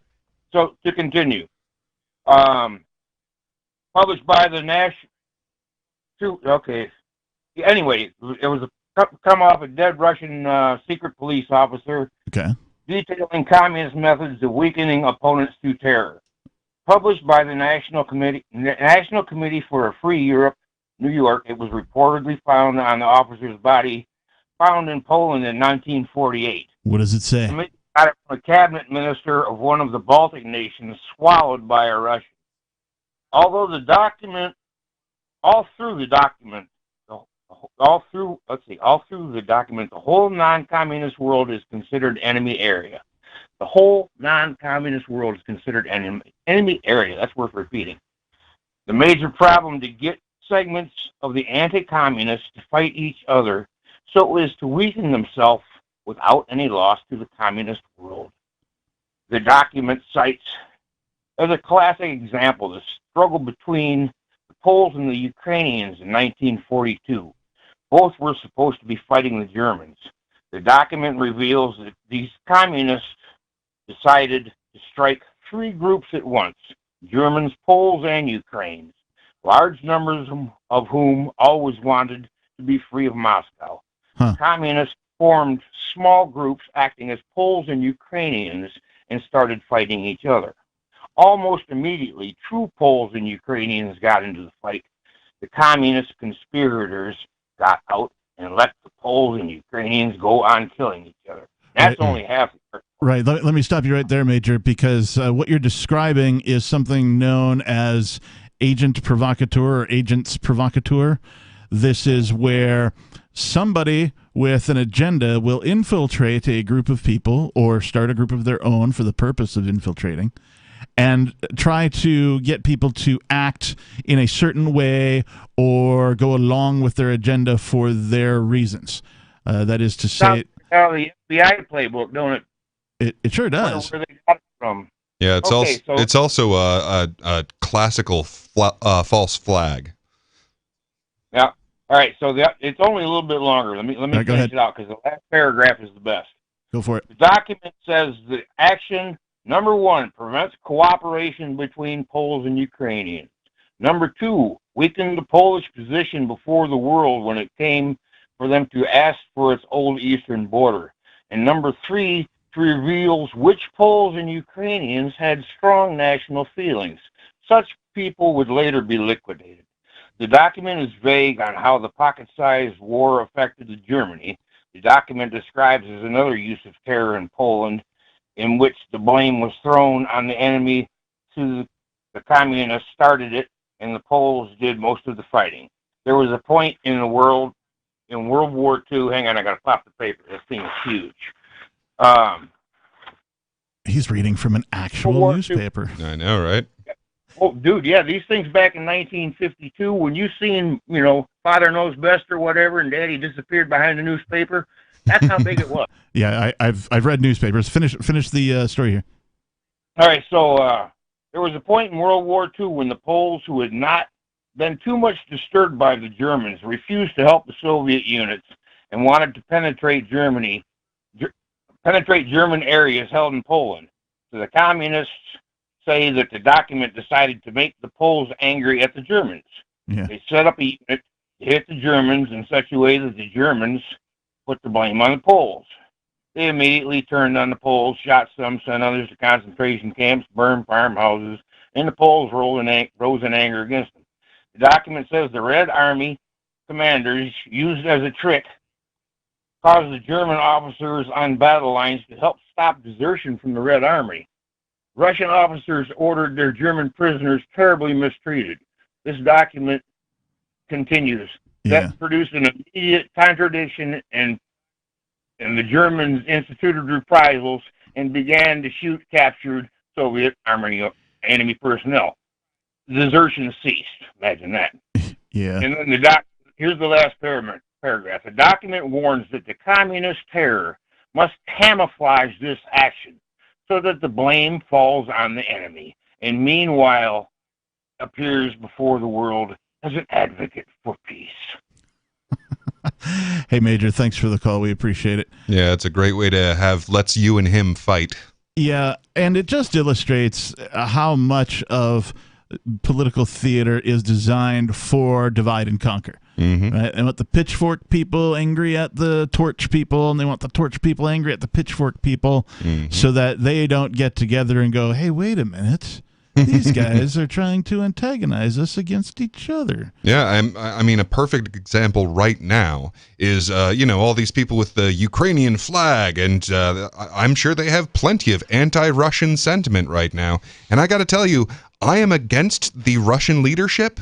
I am against the Ukrainian leadership. Mm-hmm. I am in favor of the Ukrainian people. Yes. I am in favor of the Russian people. Yes. I mean, man, if we can just be allies as people against the ones who are actually causing us all this damage, I mean, it's just insane to become bigoted. I mean, for example, there's a Russian who fled the USSR named Michael Yakovovich, who's trying to run for Senate right now. Wonderful, amazing man. Now, I would be insane to cut myself off from that resource because I decided to be bigoted against Russians. Right. Now, that doesn't mean one iota less do I want Putin to be brought up for war crimes. I absolutely would love to see that.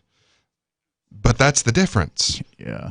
Well, and the odds of that happening, of course, are very slim. Any odds world of that leader being brought up on war crimes is low. Yeah, but they sure do increase when we get together against them. I like the idea of people versus the institution, because the institution known as government is certainly the largest harbinger of death ever known to mankind. 603-283-6160. More Free Talk Live is coming up.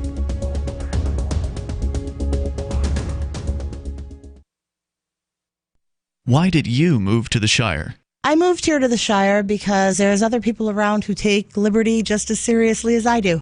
I moved to the Shire because I saw videos of people challenging authority and thought that I could get support myself. It called to me, do this, right now. I wanted to be around people like me who got it, and once I got here, I knew there was nowhere else that I wanted to be.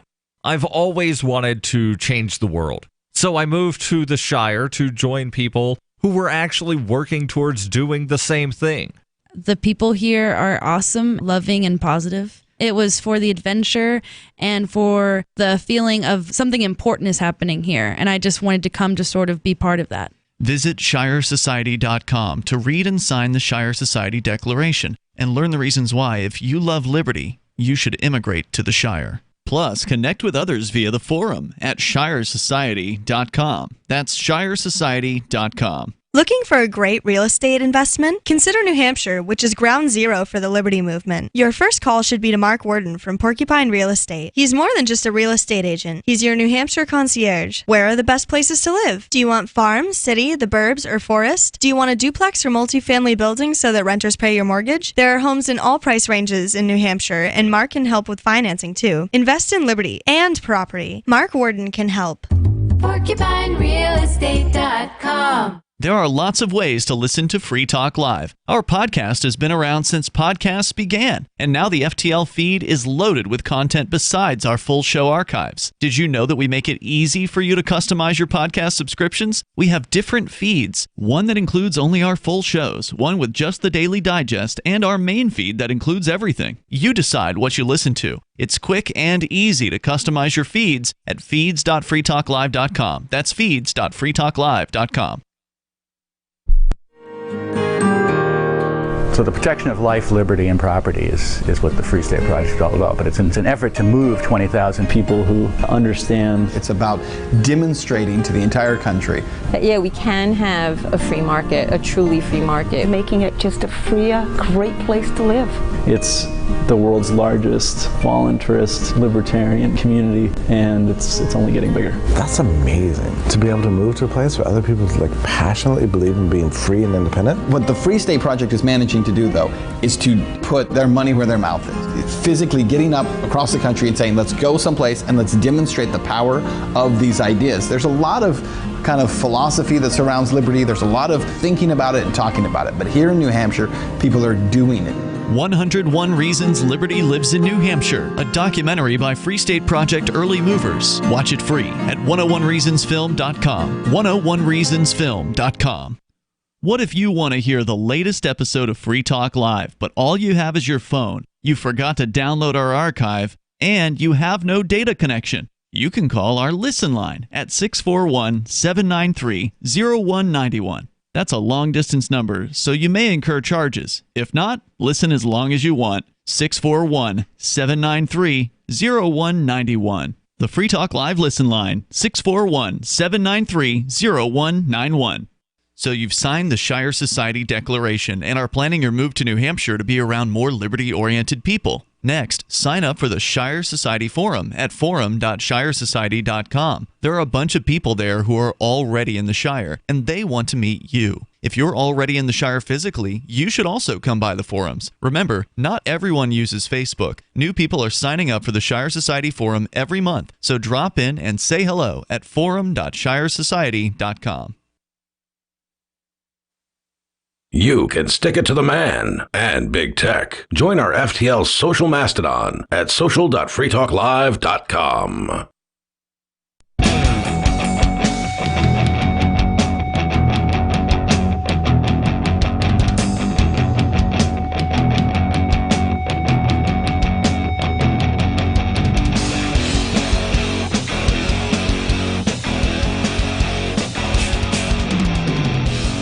The freedom is coming. The freedom is coming. The freedom is coming. Only if you make it happen. Yes, it is Free Talk Live. Thank you for tuning in to the live Saturday night edition. The telephone number here in the studio, if you'd like to join us, 603-283-6160. Again, 603-283-6160. For the hard of hearing, it's 603-283-6160. Phones are open. What was that? Did you say something? In the studio tonight, it's myself, the captain. And Peakless Mountaineer. That's the tanks we get. Oh, tanks. You like my segue? Thank you very much. Yes.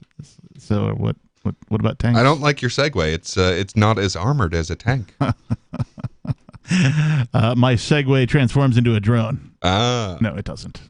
Although that might be a nifty idea, right? Imagine like a segue that does transform into a drone and just sort of flies away and goes and parks itself somewhere. And then whenever you need it, you're just like, snap your fingers or tap something on your phone. Or you could just have a segue that like rolls itself to your house. That's true. That'd be fun. True. So anyway, something's going on in China. China? Yeah. With the... Not the Chinest, but not China either. This is...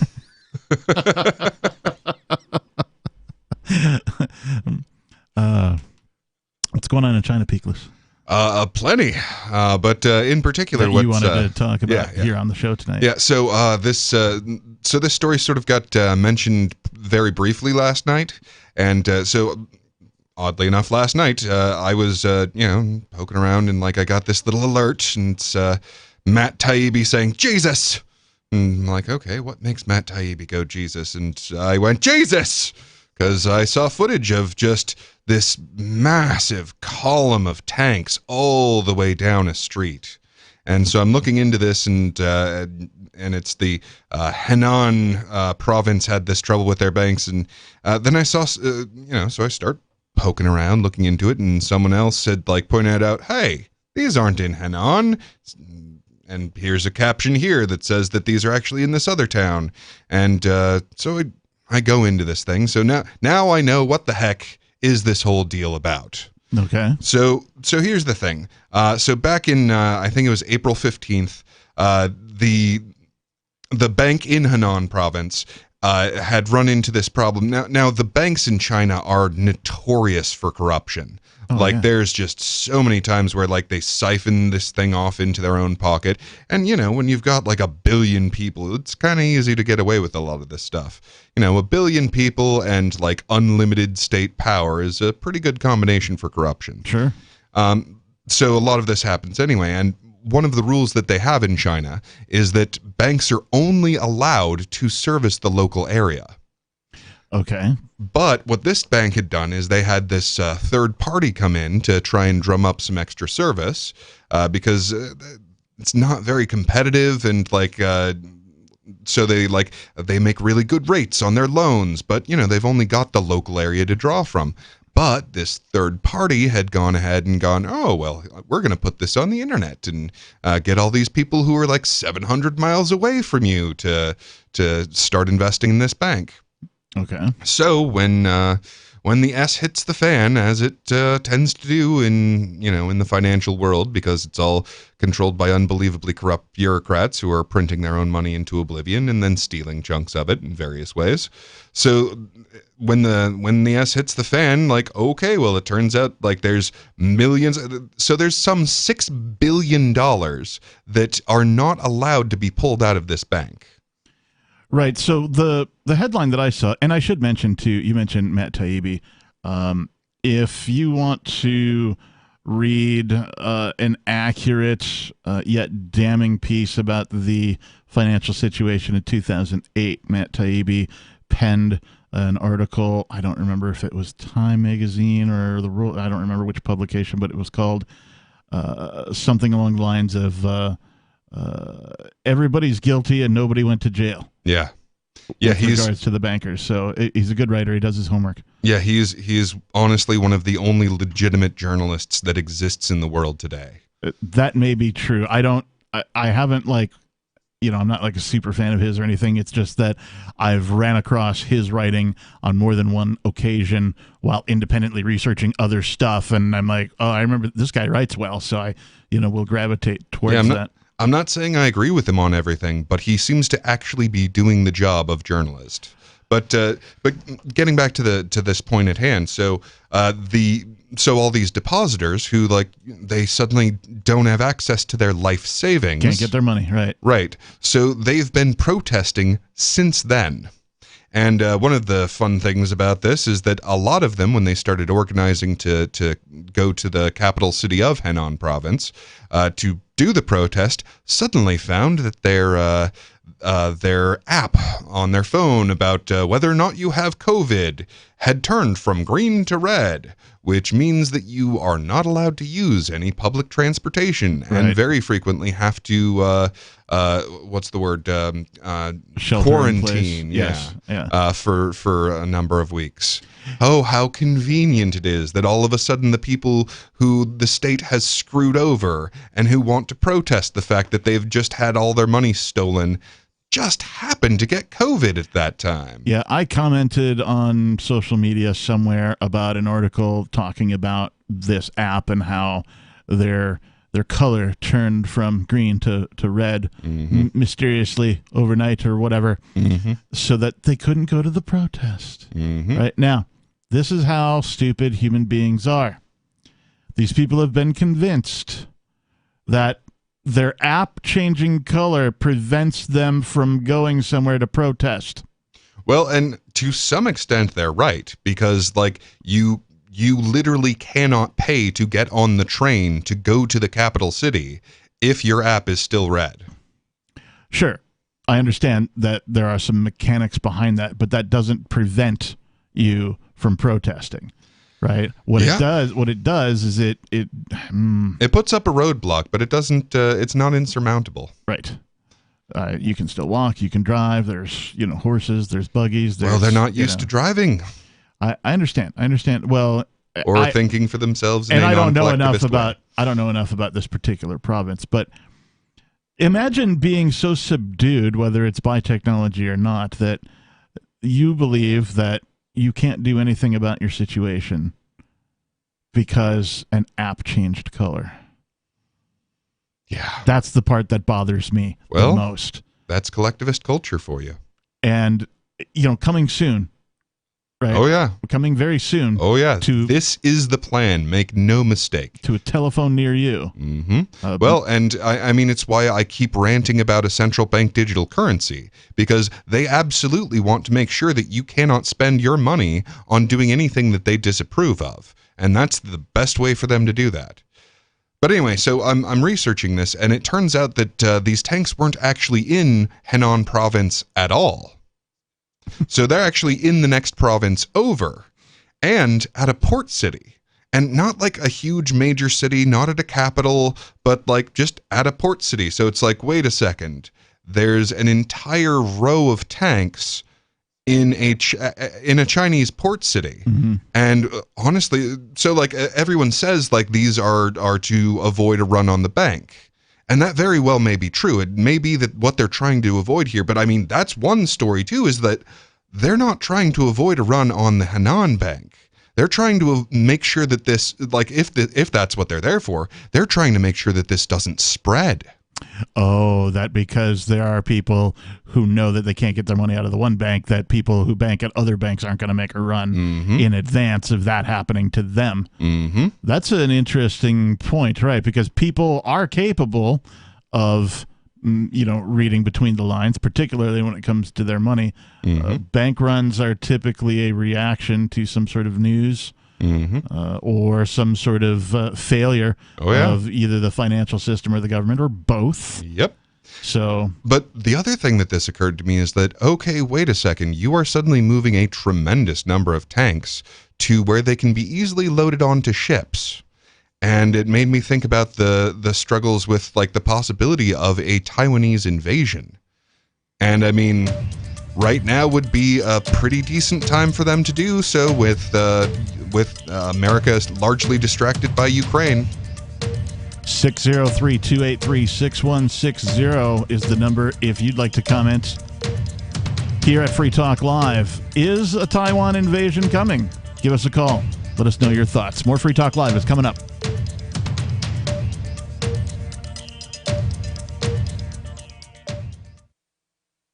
Are you tired of governments murdering people around the world? Stop using their money. There is an alternative. Bitcoin is a stateless, free market, non-political currency. Bitcoin cannot be inflated or controlled by any government. By using their money, you are helping the state. Stop doing it! You have an incredible alternative available now. Learn it, use it, spread it. Get started with Bitcoin at bitcoin.com. That's bitcoin.com. Tired of cancel culture? Sick of mega tech corporations holding an axe over your head? Join the LRN.FM Matrix chat server. It's self-hosted, so no one else can tell us what to do or say. Don't like the existing channels? You can make your own. You can even connect into some of our channels from other Matrix servers. It's federated. For the full LRN.FM Matrix experience, though, you should join our server via the step-by-step instructions at chat.lrn.fm. Chat.lrn.fm. The new 4th edition of Healing Our World, The Compassion of Libertarianism, will take your understanding of liberty to a deeper level and has over 1,300 updated references, new cartoons, and a foreword by Dr. Ron Paul. With discounts for multiple book purchases, the 4th edition of Healing Our World is a great gift for the liberals, pragmatists, environmentalists, and Christians in your life who think libertarianism is cold-hearted. Get yours today at healing.freetalklive.com and use promo code FTL for a $5 discount. If you want to know the latest about Free Talk Live before we go on the air, all you need to decide is how you want it delivered. It's your choice. Visit news.freetalklive.com to receive our usually weekly news updates by email. Plus, we have a Twitter account at twitter.freetalklive.com, and you can follow us on the decentralized Mastodon platform at toot.freetalklive.com. So please follow us at toot.freetalklive.com and sign up for our emails at news.freetalklive.com. You're listening to the live edition of Free Talk Live. Hour number 3 is next after the news here on the Liberty Radio Network at LRN.FM. From Feature Story News in Washington, I'm Simon Marks with the Week in Review. And the week ended with fresh evidence that President Biden is coping well with COVID-19 after testing positive for the virus earlier in the week. Isolated in the White House residence, where he'll remain while he spends the weekend receiving more treatment, he participated virtually in a Friday afternoon roundtable about oil prices in the United States. And apart from a croaky voice for which he apologized, was very much on message. Gas prices are coming down. In fact, gas prices have fallen every day this summer for 38 days in a row. You can find gas for $3.99 or less in more than 30,000 gas stations. The week in Europe was dominated by soaring temperatures and wildfires across the continent. The UK reported its hottest temperatures ever. FSN's Sally Patterson suffered through it in our London bureau. Tuesday was the busiest day for the London Fire Service since the Second World War. 41 properties in the capital were destroyed in blazes caused by the unprecedented heat wave. As wildfires broke out across the country, families, pets and livestock were forced to flee. Several train lines were brought to a standstill over safety concerns, with some stations closing their doors. The next UK Prime Minister will either be Foreign Secretary Liz Truss or former Chancellor of the Exchequer Rishi Sunak. They're the final two, whittled down from an original field of 11. Liz Truss is promising immediate tax cuts. We need bold action. We are in economic difficulty. The whole world is in economic difficulty. It's not time for business as usual. Mr. Sunak says that's irresponsible. I think it would be inflationary. If the government goes on a huge borrowing spree, that is only going to make the situation worse. A deal was struck between Russia and Ukraine over grain exports. A signing ceremony on Friday was hailed as a breakthrough by the UN Secretary General. Sri Lanka saw efforts by new President Ranil Wickremesinghe to clear a site of continuing protests in Colombo. Armed forces beat demonstrators, destroyed their tents and raised fresh questions about the incoming president's unpopularity. Italian Prime Minister Mario Draghi resigned, prompting fresh elections within the next 70 days. His coalition fell apart midweek despite days of efforts to keep it together. The House Select Committee investigating last year's Capitol Hill riots by Donald Trump supporters held another prime-time session and accused the former president of doing nothing for more than 3 hours as his supporters engaged in violence. The committee's chairman, Congressman Benny Thompson of Mississippi. He commanded the mob to go to the Capitol, and he emphatically commanded the heavily armed mob to fight like hell. There must be stiff consequences. And the next hearing will take place in September. From bureaus worldwide, this is FSN.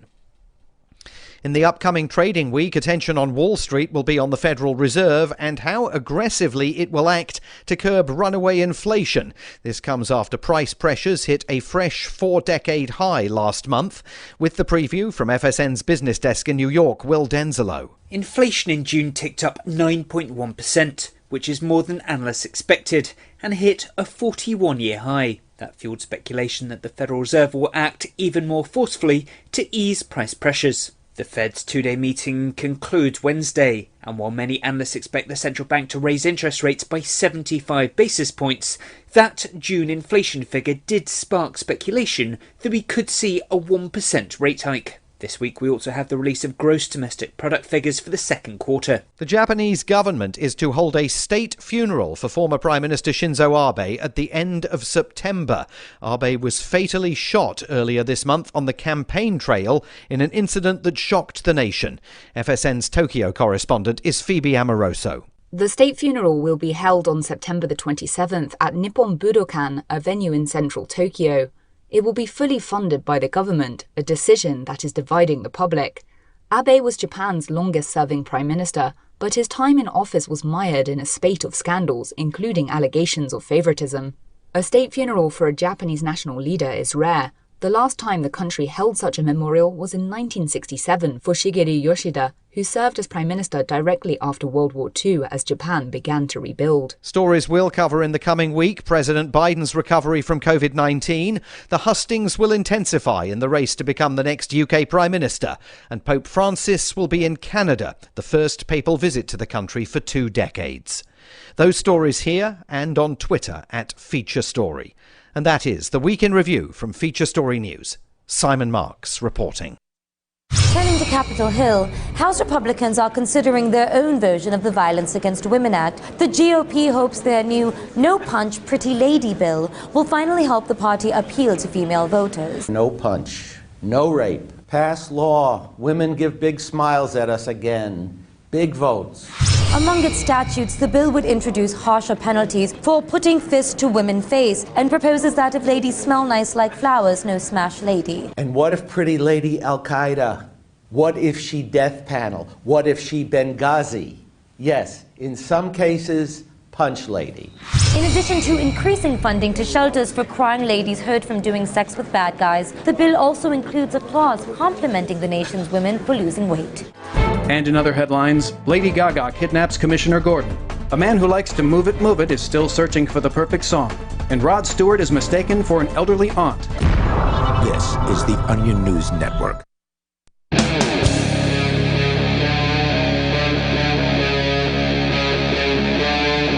Free Talk Live.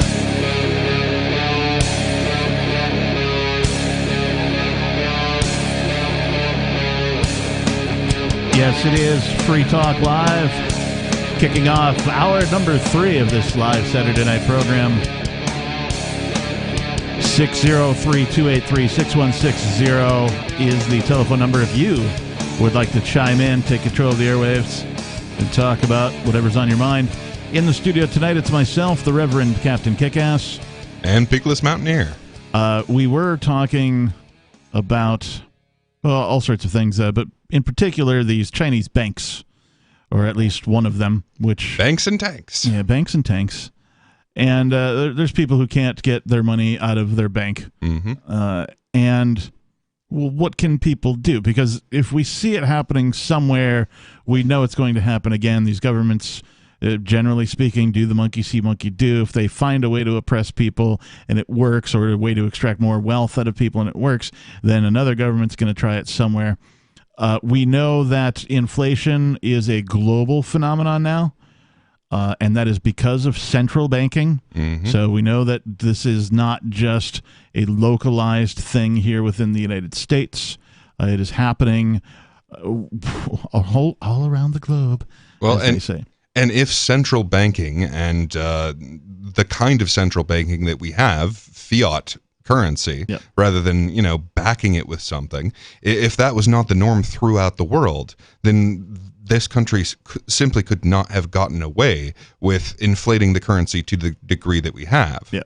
I mean, if you are competing in a fair market, you just can't get away with certain things because you'll get creamed, you'll get replaced.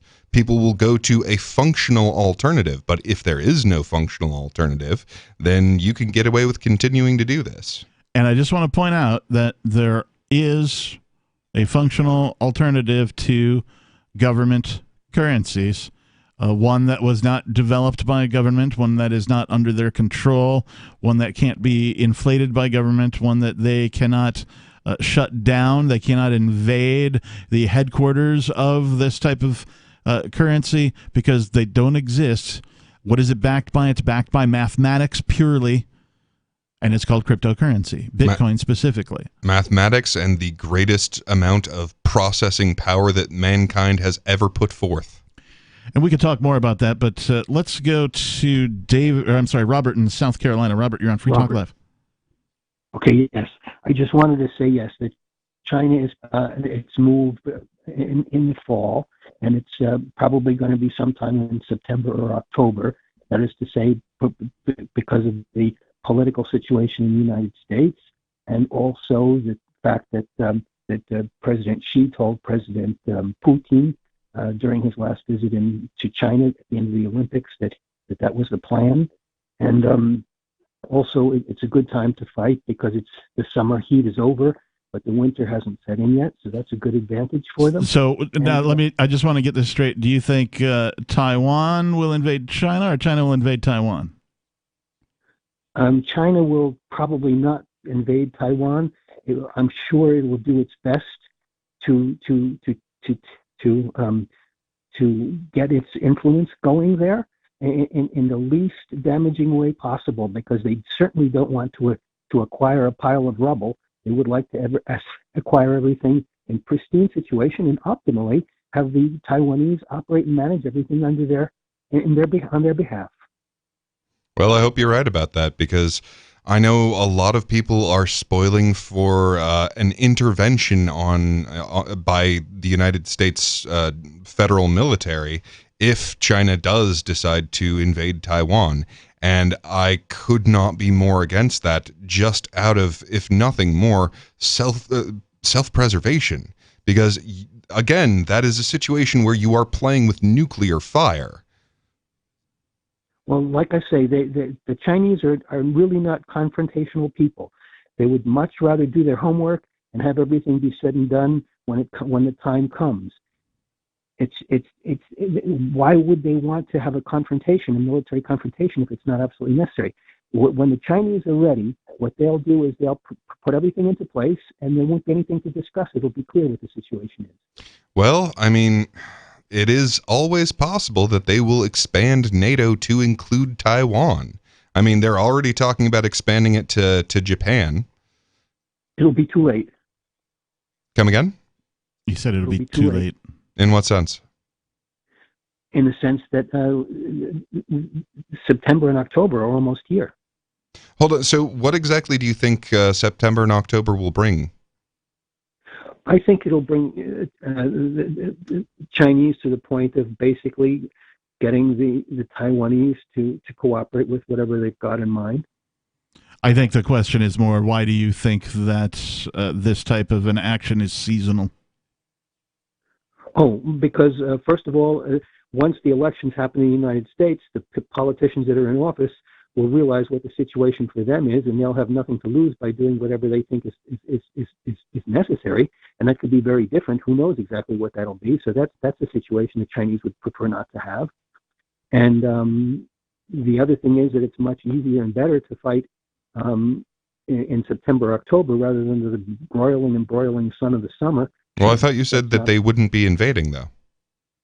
No, they'll just use their super force. In other words, an overpowering threat, basically to get them to be kind of cooperative. That's what they've always done in the past with regard to Taiwan. Try to get parties in there, politicians in there that are kind of favorable and friendly toward them. Sure, a little bit of coercion, but then also you want to take out, whatever leaders are in there and replace them with ones that are friendly to your particular nation. Well, that sounds like an invasion to me. And before we let you go, I want to know why you think that this is what Xi and Putin discussed.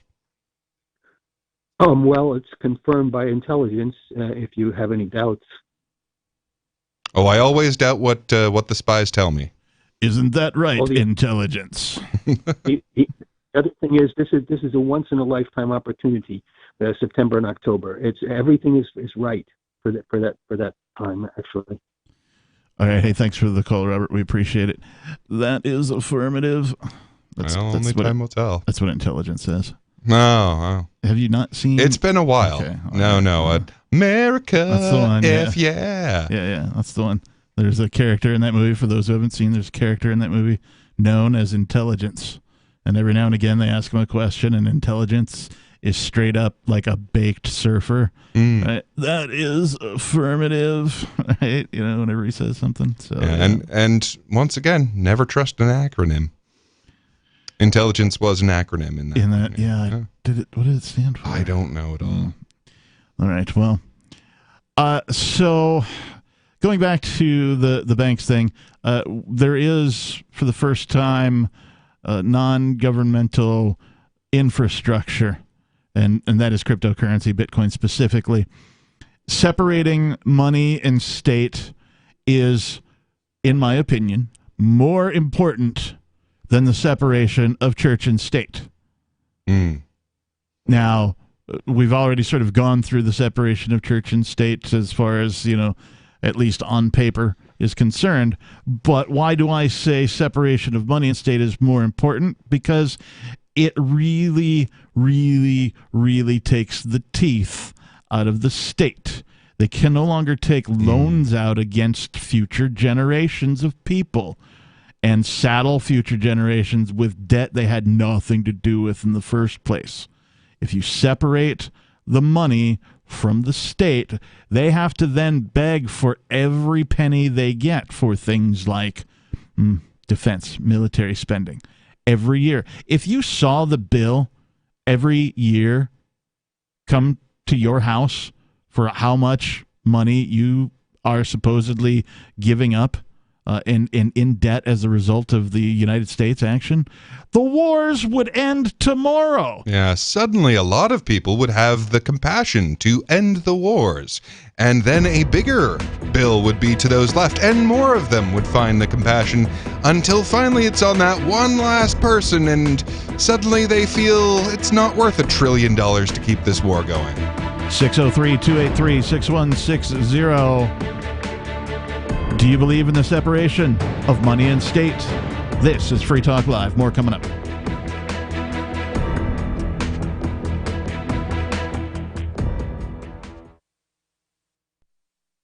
Do you feel like your nation, state, or community no longer holds your values?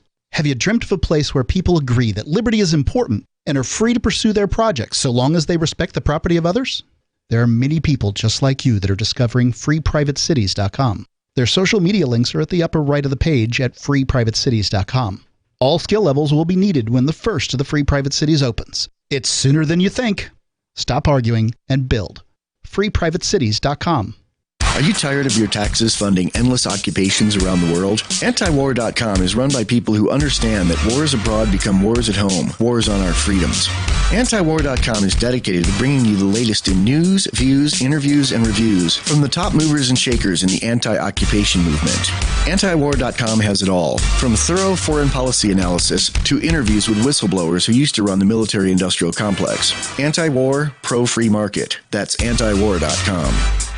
Brute force, intransigent defiance, adamantine will. These are the hallmarks of the AI tank. These gigantic machines have the firepower of an army, but they also have their own sense of honor and duty. When the world breakers arrive, battle will be joined, planets will shake, and war and peace will never be the same again. World Breakers. Stories from David Weber, Larry Correia, and more. Available August 3rd from BaneBooks.com.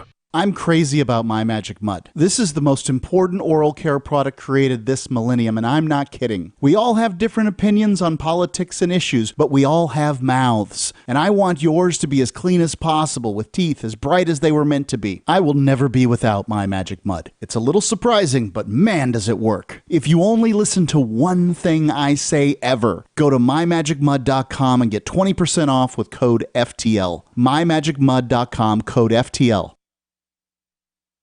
Does this ever happen to you? Moments after you're introduced to someone, you forget his or her name. It's a common faux pas you'll want to avoid, especially if you're a job seeker.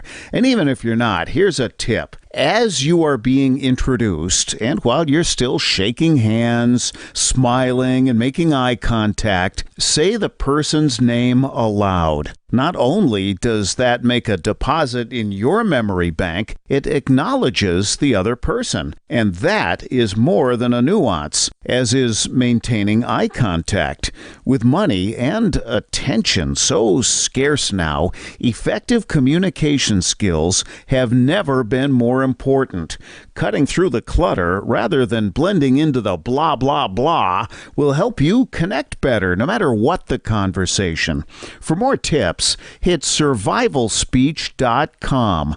I'm Holland Cook. There are lots of ways to listen to Free Talk Live. Our podcast has been around since podcasts began, and now the FTL feed is loaded with content besides our full show archives. Did you know that we make it easy for you to customize your podcast subscriptions? We have different feeds, one that includes only our full shows, one with just the Daily Digest, and our main feed that includes everything. You decide what you listen to. It's quick and easy to customize your feeds at feeds.freetalklive.com. That's feeds.freetalklive.com. There are basically two types of advertising, direct response and branding. Radio's great for direct response with its low cost to listener ratio, but audio can't be beat for branding, which is a longer-term endeavor. You want to be the first thing that someone thinks of when they think about your product or service. If you have a local business that you want kept top of mind in your community, call the station. If you need national reach, Free Talk Live's got around 200 radio stations, millions of monthly listening sessions, can suit all budgets, and if we don't think we're right for you, we'll tell you.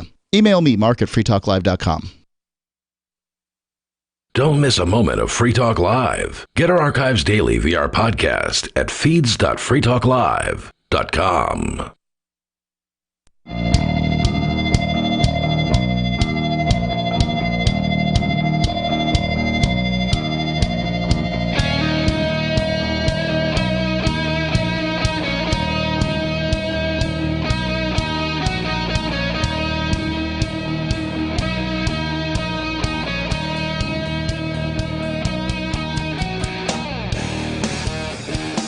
Welcome back to Free Talk Live. 603-283-6160 is the phone number. In the studio, it's myself, the captain. And Peakless Mountaineer. Do you really want liberty in your lifetime? I know I do. Later this year, Mark is speaking at Free Cities Foundation's annual conference, Liberty in Our Lifetime. It's located in the beautiful city of Prague from October 21st through the 23rd and showcases autonomous cities and intentional communities that are springing up around the world, offering opportunities for settlers to live freer lives. The conference theme is Parallel Structures for Progress, and will explore physical developments and parallel structures emerging in education and finance that offer alternatives for people looking for better ways to learn, educate their children, and invest in their future. Free Private Cities is offering all Free Talk Live listeners a special 20% discount on tickets, which can be claimed when checking out on Eventbrite with the promo code FTL20. That's FTL20. To find out more about the conference, visit lifetimeliberty.com and follow the conference on Twitter via the handle @LibertyIOL. Make sure you get your tickets soon to take advantage of the early bird discount.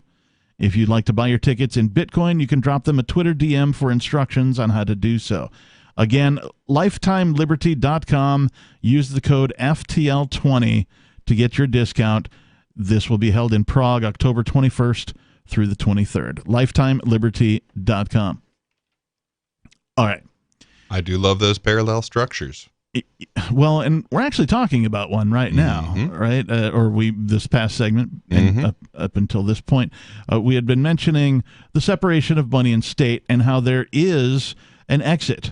There is an off-ramp to, if you're afraid that you've got a bunch of money in the bank and that the banking system will fail, or the dollar will, take a even deeper dive than it already has. Whenever there's an announcement coming up, right, by the Federal Reserve. Oh yeah. The 27th, the Federal Reserve's Open Market Committee is going to make a press release at about 2:30 p.m. where they tell us how much they're hiking the base rates. And personally, I am very pessimistic at the outcome on this because, basically people are ready for a 75 basis point hike, and I think that he will probably announce a full percentage point and very possibly announce a 1.5%, because so far, it's been small amounts, but he's been doubling it every time. So if he does continue that trend, he will take the entire market off guard. The amount is still small, but they are not ready for that. It's not what they call priced in. So if it's a large amount that he announces, then there's going to be a total freak out and at least a short-term crash in the stock market. So a big announcement. And if you're concerned that whatever money you're keeping in, for example, the United States dollars, the USD, as we like to refer to it. I like to call it blood money. We've heard that phrase earlier today. Well, it's basically the war dollar is what it is. If you're concerned that you might lose it all, or that your savings is going to take a hit, or that you're going to lose your retirement, or you're just concerned that the banks aren't going to let you access your money when you need it. You earned it. It's your money. You should be able to access it whenever. There are alternatives. For the first time, there are alternatives, and people can't tell you no. You can't do it. If a guy had, I don't know, let's start with a small number. A guy had $5,000 in his savings account. Right? That's all he's got. That's all he managed to save up.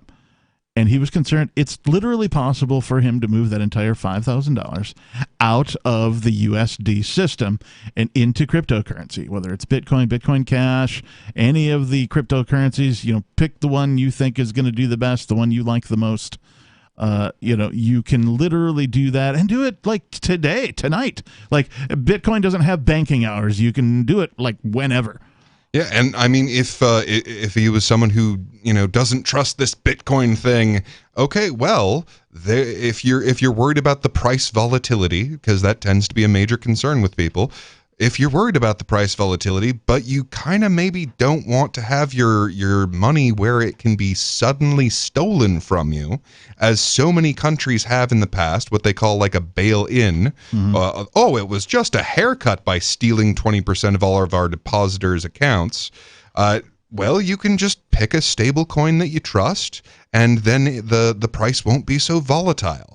Now, for myself, I much prefer to move into a cryptocurrency like Bitcoin, where the price is a little volatile for sure. However, if you're using it as a form of savings, I mean, it just doesn't even compare to what's available to you. I mean, I can get a 0.1% return or something ridiculous if I have a savings account at a bank. Right. Or if I, really work hard to figure out how to get myself a treasury or a note or a bond. Oh, I can have a return that is significantly less than the depreciation of the dollar itself anyway. So I will lose less that way.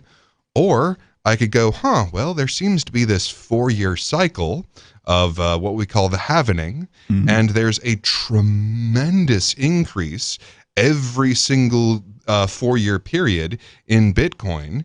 And I mean, it's like doubling and quadrupling at every one of these, and go, I'm willing to take the risk to see if that keeps going, because that ability to save is great. Yeah, and quite honestly, I would much rather have, if all I had in savings, and again, when I say savings, I mean money that I'm not touching. Right. I don't have it earmarked for something later. It's just money that I've saved, and I don't plan on touching, maybe until retirement or something like that. And if all I had was $5,000 in a bank account right now in USD, I would move that immediately into one of the cryptocurrencies, likely Bitcoin.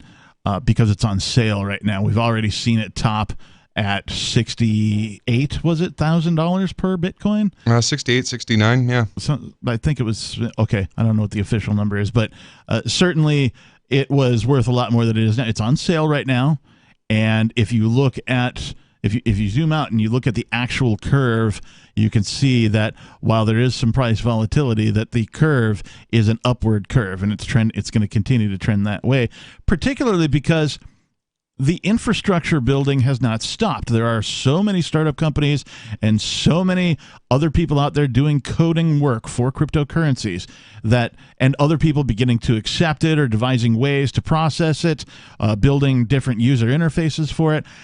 The building of the infrastructure to support this stuff has not stopped. Yeah, the value has increased, the usage has increased, all of the things that you would look for keep going up, except for the price at the moment. Right. At the moment.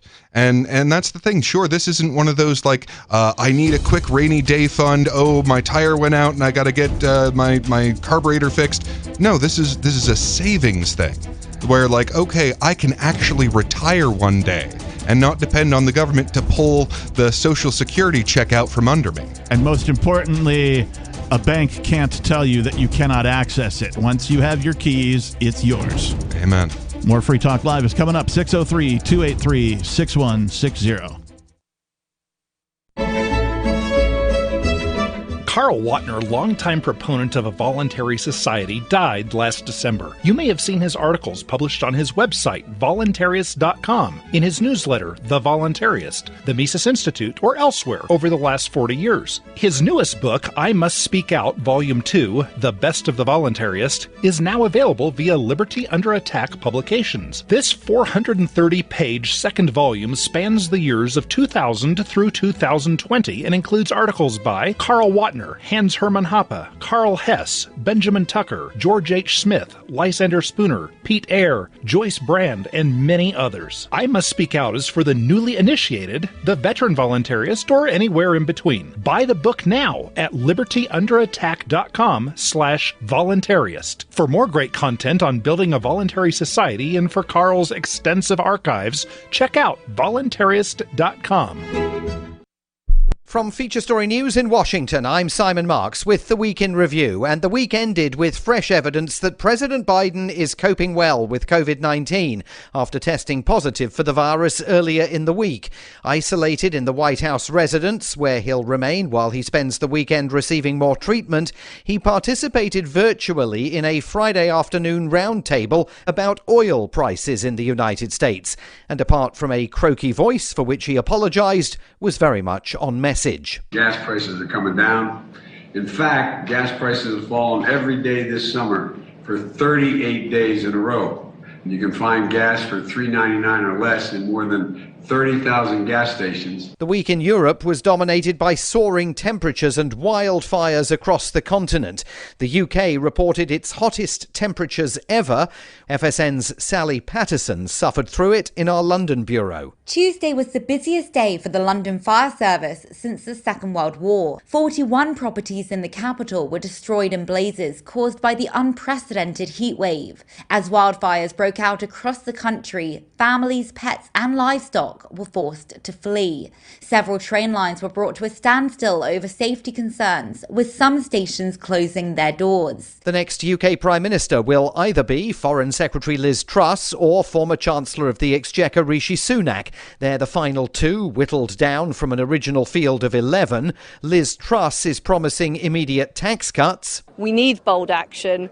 We are in economic difficulty. The whole world is in economic difficulty.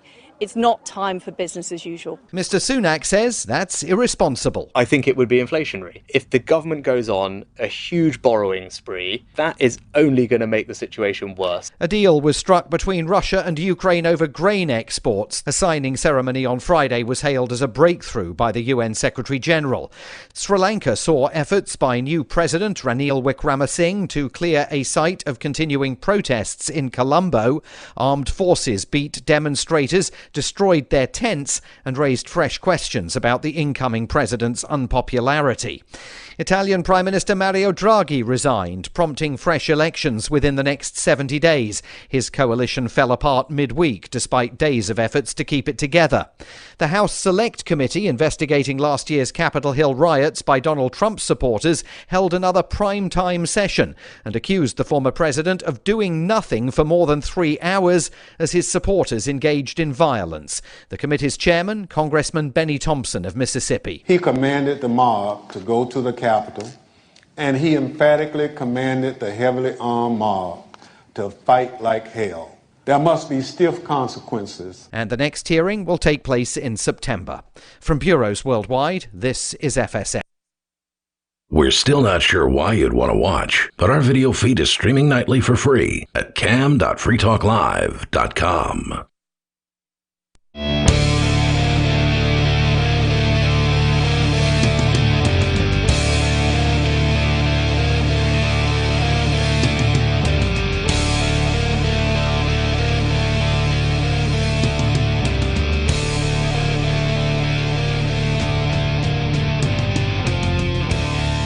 Yes, it is Free Talk Live. 603-283-6160 is the telephone number. In the studio tonight, it's myself, the Reverend Captain Kickass, joining me. Peakless Mountaineer. And before we go on, I want to say thank you to Andrew Loy Andrew Loy is a Gold Amps subscriber. What does that mean? He's an amplifier. He's an amp subscriber. What does that mean, Captain? Well, if you pop on over to amps.freetalklive.com, that's amps.freetalklive.com, you'll see that Andrew Loy has chosen to give some money to this radio program. Where does this money go, you might ask? Well, it goes to help get this program on more radio stations first, and then the general promotion of this show, so that we can reach more ears with the philosophies of freedom, peace, prosperity, and anti-war, among other things. If you enjoy the hosts, the co-hosts, the cast of characters that we have, the callers, if you derive value from any of it, please consider becoming an amplifier over at amps.freetalklive.com. You do get some perks for your contribution. There's some little things we give you. But that's like not a commercial-free version of our show. But that's not the reason you should go. The reason you should go and decide to become an amplifier is because you find value in this show, and you want to do your part. Help this show get on more radio stations. Help us promote the philosophies of peace, freedom, and prosperity. So thank you, Andrew Loy. We appreciate you. Amps.freetalklive.com. And as a gold level, that's $10? And we do only ask $5. It is. So, that's double the amount that the minimum. So Andrew is a generous person, and we thank him for his contribution. Let's go to your calls and thoughts. I believe this is David in New Mexico. David? David in New Mexico going once. David in New Mexico going twice. All right, well, we'll see if he chimes back in. I do want to talk about Dave Chappelle real quick. Many of you probably are familiar that his Netflix special, his most recent Netflix special, received some criticisms, and he faced potential cancellation, which Netflix, much to my surprise, said, no, we're not going to cancel it. It is still the most watched comedy special of Netflix of all time. He also was famously attacked to no avail to the attacker. And so I don't want to talk about that. I just want to remind everybody that he was almost canceled because of the backlash by cancel culture about some things that he said. Dave Chappelle is a very funny man. He recently was, I don't even know how to phrase this.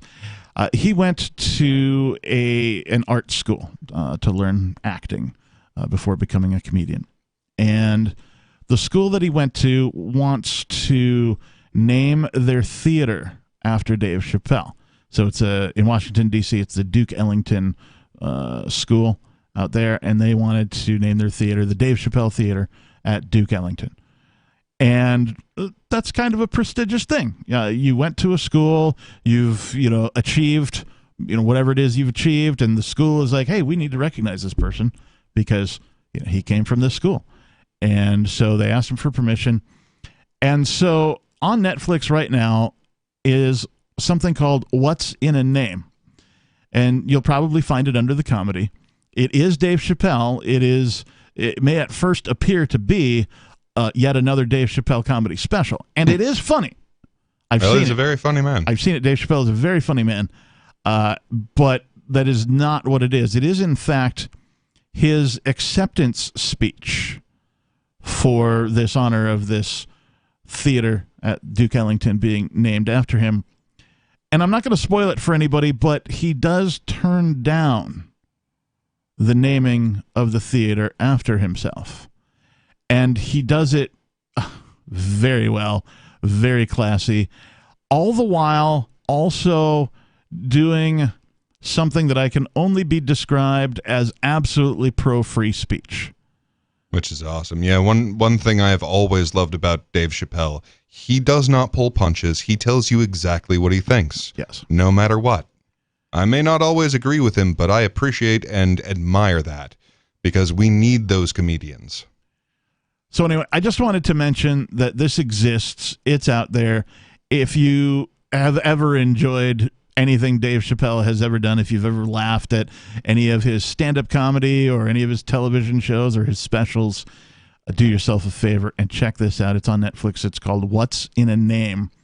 And, if Dave Chappelle left the living tomorrow, this would be just, a way for him to go out on top, as he, seems to like to do. So well, and I have always appreciated how he is willing to challenge the powerful. Like one of my favorite moments of his is I think he was talking to Oprah at the time about how just the toxic culture of Hollywood and trying to produce this television show, and how like the executive producers would like get strangely insistent on like bizarre behavior, like, oh well, here's this sketch of you wearing a dress, and he's like, I'm not doing, and then, oh come on, it'd be really funny, and like they just kept pushing it, and then he realizes, he's like, wait a second, like there are so many important black figures that have all at some point had to wear a dress. I mean, like, Wesley Snipes, one of the most badass people ever. And he sure had to do Tu Wong Fu now, didn't he? And there's other examples, and it's just one of those strange things. Like, why are you feminizing what could be powerful, positive masculine figures? Let's give this one more try here. Let's go to David in New Mexico. David. Hello, are you there? There you are. You're on Free Talk Live. What's on your mind? All right. Oh, government. But I once dated one of Charles Barkley's sloppy seconds after he was through. How was that? And, she was cute. Would he have any other? Well, it does sound like you're dating above your station, perhaps. I mean, yeah, I was.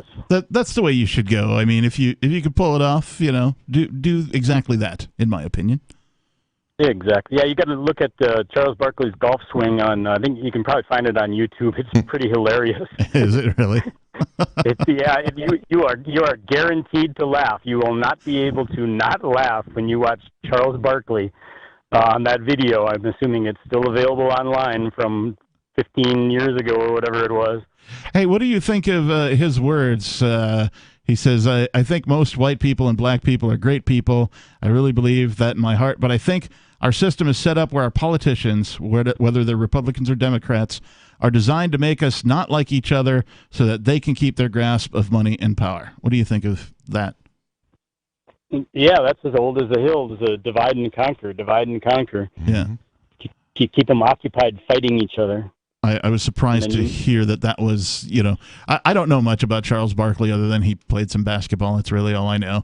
I know he's been a talking head, here and there, doing some, broadcasting, that kind of stuff. So much to my surprise to hear those words coming out of, somebody's mouth that, I've really paid no attention to. Oh, yeah. Charles Barkley is actually pretty smart on politics stuff. He's got his good and his bad, but he's very entertaining to listen to. And so much for government. I was going to share a recent discovery. All right, stand by. 603-283-6160. More Free Talk Live is coming up. What do you think? Did Charles Barkley help spread the truth, or is he just speaking politics for no reason? Free Talk Live. There's been all kinds of immigrants coming from all kinds of places, living in little enclaves, speaking their native tongue. Their kids, they learn English, and then their kids, they all don't even know their native tongue. Right. So see, Trish, what he's explaining to you, Trish, is that this is a natural process. When you let people come here, they naturally want to learn English. What kind of lawbreaking to put our lives in danger? What lawbreaking are you talking about, Trish? Sir, do you understand? What lawbreaking are you referring referring to, people can't Trish? leave their dogs out because these people will eat them. You are outrageous. We forgot the part. It was just lepers, and now it's murdering, raping, dog-eating leopards. Amazing. I mean, what else can you say to this? It's just this is outrageous. Trish, you are putting the J in jingoist. Free Talk Live, 7 nights a week from 7 to 10 Eastern, live on the Liberty Radio Network at LRN.FM. Looking for a great real estate investment? Consider New Hampshire, which is ground zero for the Liberty Movement. Your first call should be to Mark Worden from Porcupine Real Estate. He's more than just a real estate agent. He's your New Hampshire concierge. Where are the best places to live? Do you want farm, city, the burbs, or forest? Do you want a duplex or multifamily building so that renters pay your mortgage? There are homes in all price ranges in New Hampshire, and Mark can help with financing too. Invest in Liberty and property. Mark Worden can help. PorcupineRealEstate.com. What if you want to hear the latest episode of Free Talk Live, but all you have is your phone, you forgot to download our archive, and you have no data connection? You can call our Listen line at 641-793-0191. That's a long-distance number, so you may incur charges. If not, listen as long as you want. 641-793-0191. The Free Talk Live Listen line, 641-793-0191. Hey, you are going to love the movie Victimless Crime Spree. It's hilarious, heartwarming, and carries a ton of inspiring freedom messages. Feeling down about the lack of liberty in your life? You need to put on this film with some friends and have a good laugh. It's a true story about me and my friends in New Hampshire living free, singing, dancing, and getting arrested. Of course, it's all on video, and the bad guys, the cops, judges, bailiffs, and sheriffs, they all play their part like it's out of a movie or something. You would think we scripted the whole thing, but it's real life. Go ahead and have a watch, and if it's been a while, have another look. I guarantee you'll notice things now that you didn't notice before. And the best part is that you're going to walk away feeling a renewed sense of your own power. You are the master of your destiny, and you will be free in your lifetime. Victimless Crime Spree. Tired of cancel culture? Sick of mega tech corporations holding an axe over your head? Join the LRN.FM Matrix chat server. It's self-hosted, so no one else can tell us what to do or say. Don't like the existing channels? You can make your own. You can even connect into some of our channels from other Matrix servers. It's federated. For the full LRN.FM Matrix experience, though, you should join our server via the step-by-step instructions at chat.lrn.fm. Chat.lrn.fm. So you've signed the Shire Society Declaration and are planning your move to New Hampshire to be around more liberty-oriented people. Next, sign up for the Shire Society Forum at forum.shiresociety.com. There are a bunch of people there who are already in the Shire, and they want to meet you. If you're already in the Shire physically, you should also come by the forums. Remember, not everyone uses Facebook. New people are signing up for the Shire Society Forum every month, so drop in and say hello at forum.shiresociety.com. You can help spread the ideas of liberty with our Patreon for just $5 per month at amps.freetalklive.com.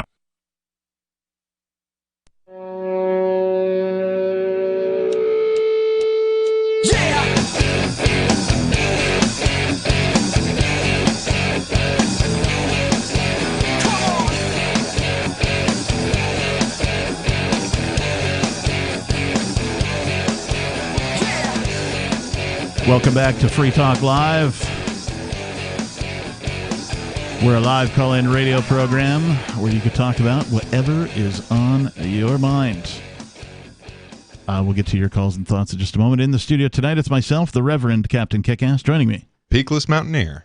And let's go back to David in New Mexico. David, you called for a reason, I assume, and you didn't get to get it out. Let's. What do you got? Exposing government, citing once again a 30-year career-long news and politics professional Joe Monahan's newmexico.blogspot.com. Summers' complaint was settled with both parties agreeing to a secret agreement. This was a judge, remember, and Summers is the woman he was having an affair with, Judge Tommy Jewell. The judge, continuing, Judge Brennan resigned from the bench in 2004 after being arrested on cocaine possession and drunk driving charges. It doesn't mention here he also He also beat his girlfriend, but doesn't mention that. I wish they'd all resign. Mm-hmm. Yeah. So this domestic violence complaint against Judge Tommy Jewell from back in 1999, this woman Summers, who alleges that Judge Tommy Jewell committed an act of domestic violence against her, was speaking to Joe Monahan in approximately 2006, which is interesting to note because in 2007, a year later, Judge Tommy Jewell's wife, Judge Angela Jewell, heard my case regarding my children, and she was all nasty to me and destroyed my life with my children, basically. And I wonder if Judge Angela Jewell was fit to be making decisions about men and women in custody cases where people allege this, that, and the other thing, whether it be domestic violence or whatever other kind of allegation they want to make. I wonder if she was in a mental state after her black husband had found himself a white woman to have an affair with. I'm going to guess that the answer to your question is no, and thank you for the call, David. Because I don't think any of these people are fit for the things that they do. I don't care if they're elected or if they're hired. The fact of the matter is that the agency, the institution known as government, is based on coercion and violence. And so anytime you're employed by an employer who bases everything they do on coercion and violence, there's no way you can that is fit for anybody. Yeah, and this is built on what was a functional system once upon a time, where there were simply elders in a community that were trusted by the members of those community who knew them personally. So you could go to those people to judge when there was a dispute. But this is nothing of that sort. It is built on that system. It is a false mimic of a functional system where you go to wise people who you know to help you solve problems. Right. Let's go to unscreened caller. You're on Free Talk Live. What's your name, please? My name is Charmaine. Hey, Charmaine. Where are you calling from? Jackson, Tennessee. Jackson, Tennessee. And what's on your mind tonight? You're live on the air. Okay. Do you guys know what to do about radiation poisoning? I got that from a smart meter. Simply because I have chronic Lyme scleroderma. So some people that have, other things going on in their body. I am not a medical expert by any stretch of the imagination. I wouldn't feel comfortable giving you advice on it. I can say there's a few things that I know that are supposed to help prevent it, but I don't think that's going to help you. Peakless, do you? Yeah, the one thing that I know that has in some cases helped with radiation is iodine, and especially so. Seaweed is an especially good source of iodine. It's a natural source that includes all of the compounds and catalysts that help you to digest and integrate that. But as I understand it, iodide will help take the irradiated molecules out of the body. Okay. Well, thank you so much. I do have some iodine. I'm gonna. Now, mind you, be careful with that, because I don't mean the sort of iodine in a bottle that you can. I don't mean to suggest that you can drink a bottle of iodine. That's not what I'm saying at all. But there are nutritional sources of it. I know that. But yeah, so be careful. Make sure that you get the right stuff.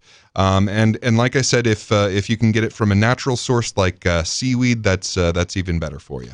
And remember, we're not doctors. We don't even play one on the radio. So this is not medical advice. And thank you for the call. Iodine immediately came to mind as well. When she was asking her question, I just don't know enough about how to actually use it to feel comfortable describing it. So there's the kind that you use on cuts, and that is not the kind that you can drink. And there's a kind that you can have an eyedropper full of, because it's specifically designed to be dietary dosage and to be safe origins. Yeah, I know that every now and again iodine comes up as a prep for potential radiation leaks, nuclear disaster, that kind of a thing. So do your own research. Make sure you have what you need in your, whatever you want to call it, your preparation, your emergency bag, your bug out, whatever it is you're calling that thing. Do your own research, make sure you have what you need according to, whatever your requirements are. And I do know that they had found that most of the time people did not receive a sufficient dose, which is why they started iodizing the salt. Right. You can buy non-iodized salt, but you have to try. Most of the table salt I'm speaking of in your regular grocery store, most of that is iodized, and it'll say so right on the package. And radiation is one of those things that does build up over time. And since we, are living longer and longer for the most part until recently, it's more likely that you will build up a larger amount of radiation unless you have something in your diet to help pull it back out. Interestingly enough, one of the biggest sources of radiation that people tend not to know is the case is air travel. Because when I moved from Colorado to here in New Hampshire, I am exposed to significantly less radiation because there's just more atmosphere between me and space. Right. And space is absolutely filled to the brim with deadly radiation. Right. But when you're flying in an airplane, you're getting exposed because you're further away from the Earth, and therefore there's more radiation. There's also, an environmental component to think of, because as human beings build more and more, nuclear things, right? We're talking about power plants and that type of thing. We have events like Fukushima, right? These things are going to happen. That released a lot of radiation into the ocean. And so, which of course then makes its way into... It is releasing radiation into the ocean now. Going to continue to do so long for the foreseeable future. Dead, and long after we're dead and your kids are dead. Well, unless we, pour enough concrete on it to stop it, but, no one seems to want to do that. No. And remember that when that happened, that they raised what they called the minimum acceptable amount of radiation. So they were like, well, it used to be this, but since this big old accident happened, we're just going to kick that number up about twice as much as what it was. I don't remember how much it was, but it was a lot. And so, keep your eye on that kind of a thing, because what used to be acceptable radiation level is now a different number than it used to be. So it's much higher now because, the environment just has more of it thanks to human ingenuity. So. Yeah, and I remember I ran across this information in the first place because I was doing some research on fluoride. And now this part I have not confirmed this, but this is at any rate where I ran across it. What it was saying is that artificial sources of fluoride tend to be irradiated fluoride, as opposed to natural sources which tend not to be. And so the idea was that by having an iodine supplement, like I was saying, there are certain ones that are designed for direct consumption, right? And the idea there being that if you had consumed this iodine that was designed for that purpose, that it would pull all of the radioactive molecules out of your body, including fluoride molecules, which have a terrible effect on your hormonal system, specifically involving calcium. Like they're used to sedate prisoners, for example, by pulling the calcium out of your nervous system so that you are less likely to resist orders. Interesting. Yeah, it's the Nazis basically pioneered this particular tactic. I hate Illinois Nazis.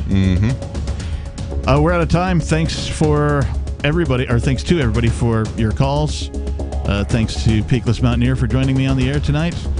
If you missed any part of our show, find us over at freetalklive.com, where you can download the archives for free. Thanks and peace.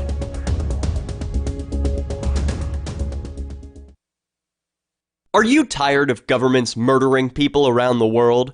Stop using their money. There is an alternative. Bitcoin is a stateless, free market, non-political currency. Bitcoin cannot be inflated or controlled by any government. By using their money, you are helping the state. You have an incredible alternative available now. Learn it, use it, spread it. Get started with Bitcoin at Bitcoin.com. That's Bitcoin.com. If you want to know the latest about Free Talk Live before we go on the air, all you need to decide is how you want it delivered. It's your choice. Visit news.freetalklive.com to receive our usually weekly news updates by email. Plus, we have a Twitter account at twitter.freetalklive.com, and you can follow us on the decentralized Mastodon platform at toot.freetalklive.com. So please follow us at toot.freetalklive.com and sign up for our emails at news.freetalklive.com.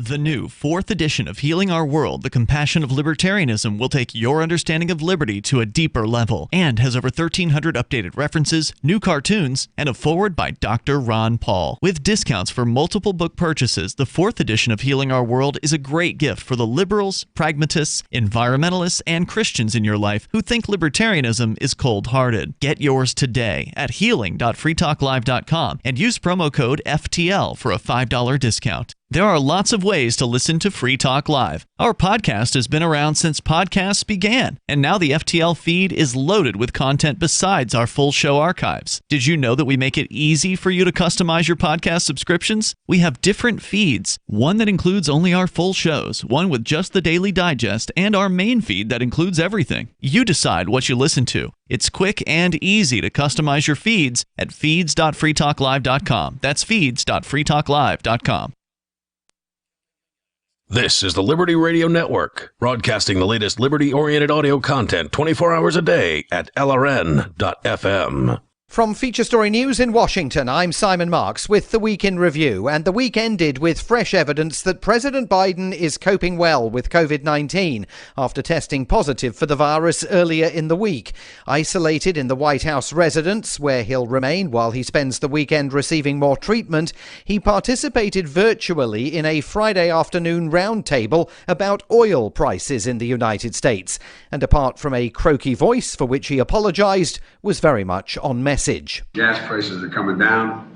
In fact, gas prices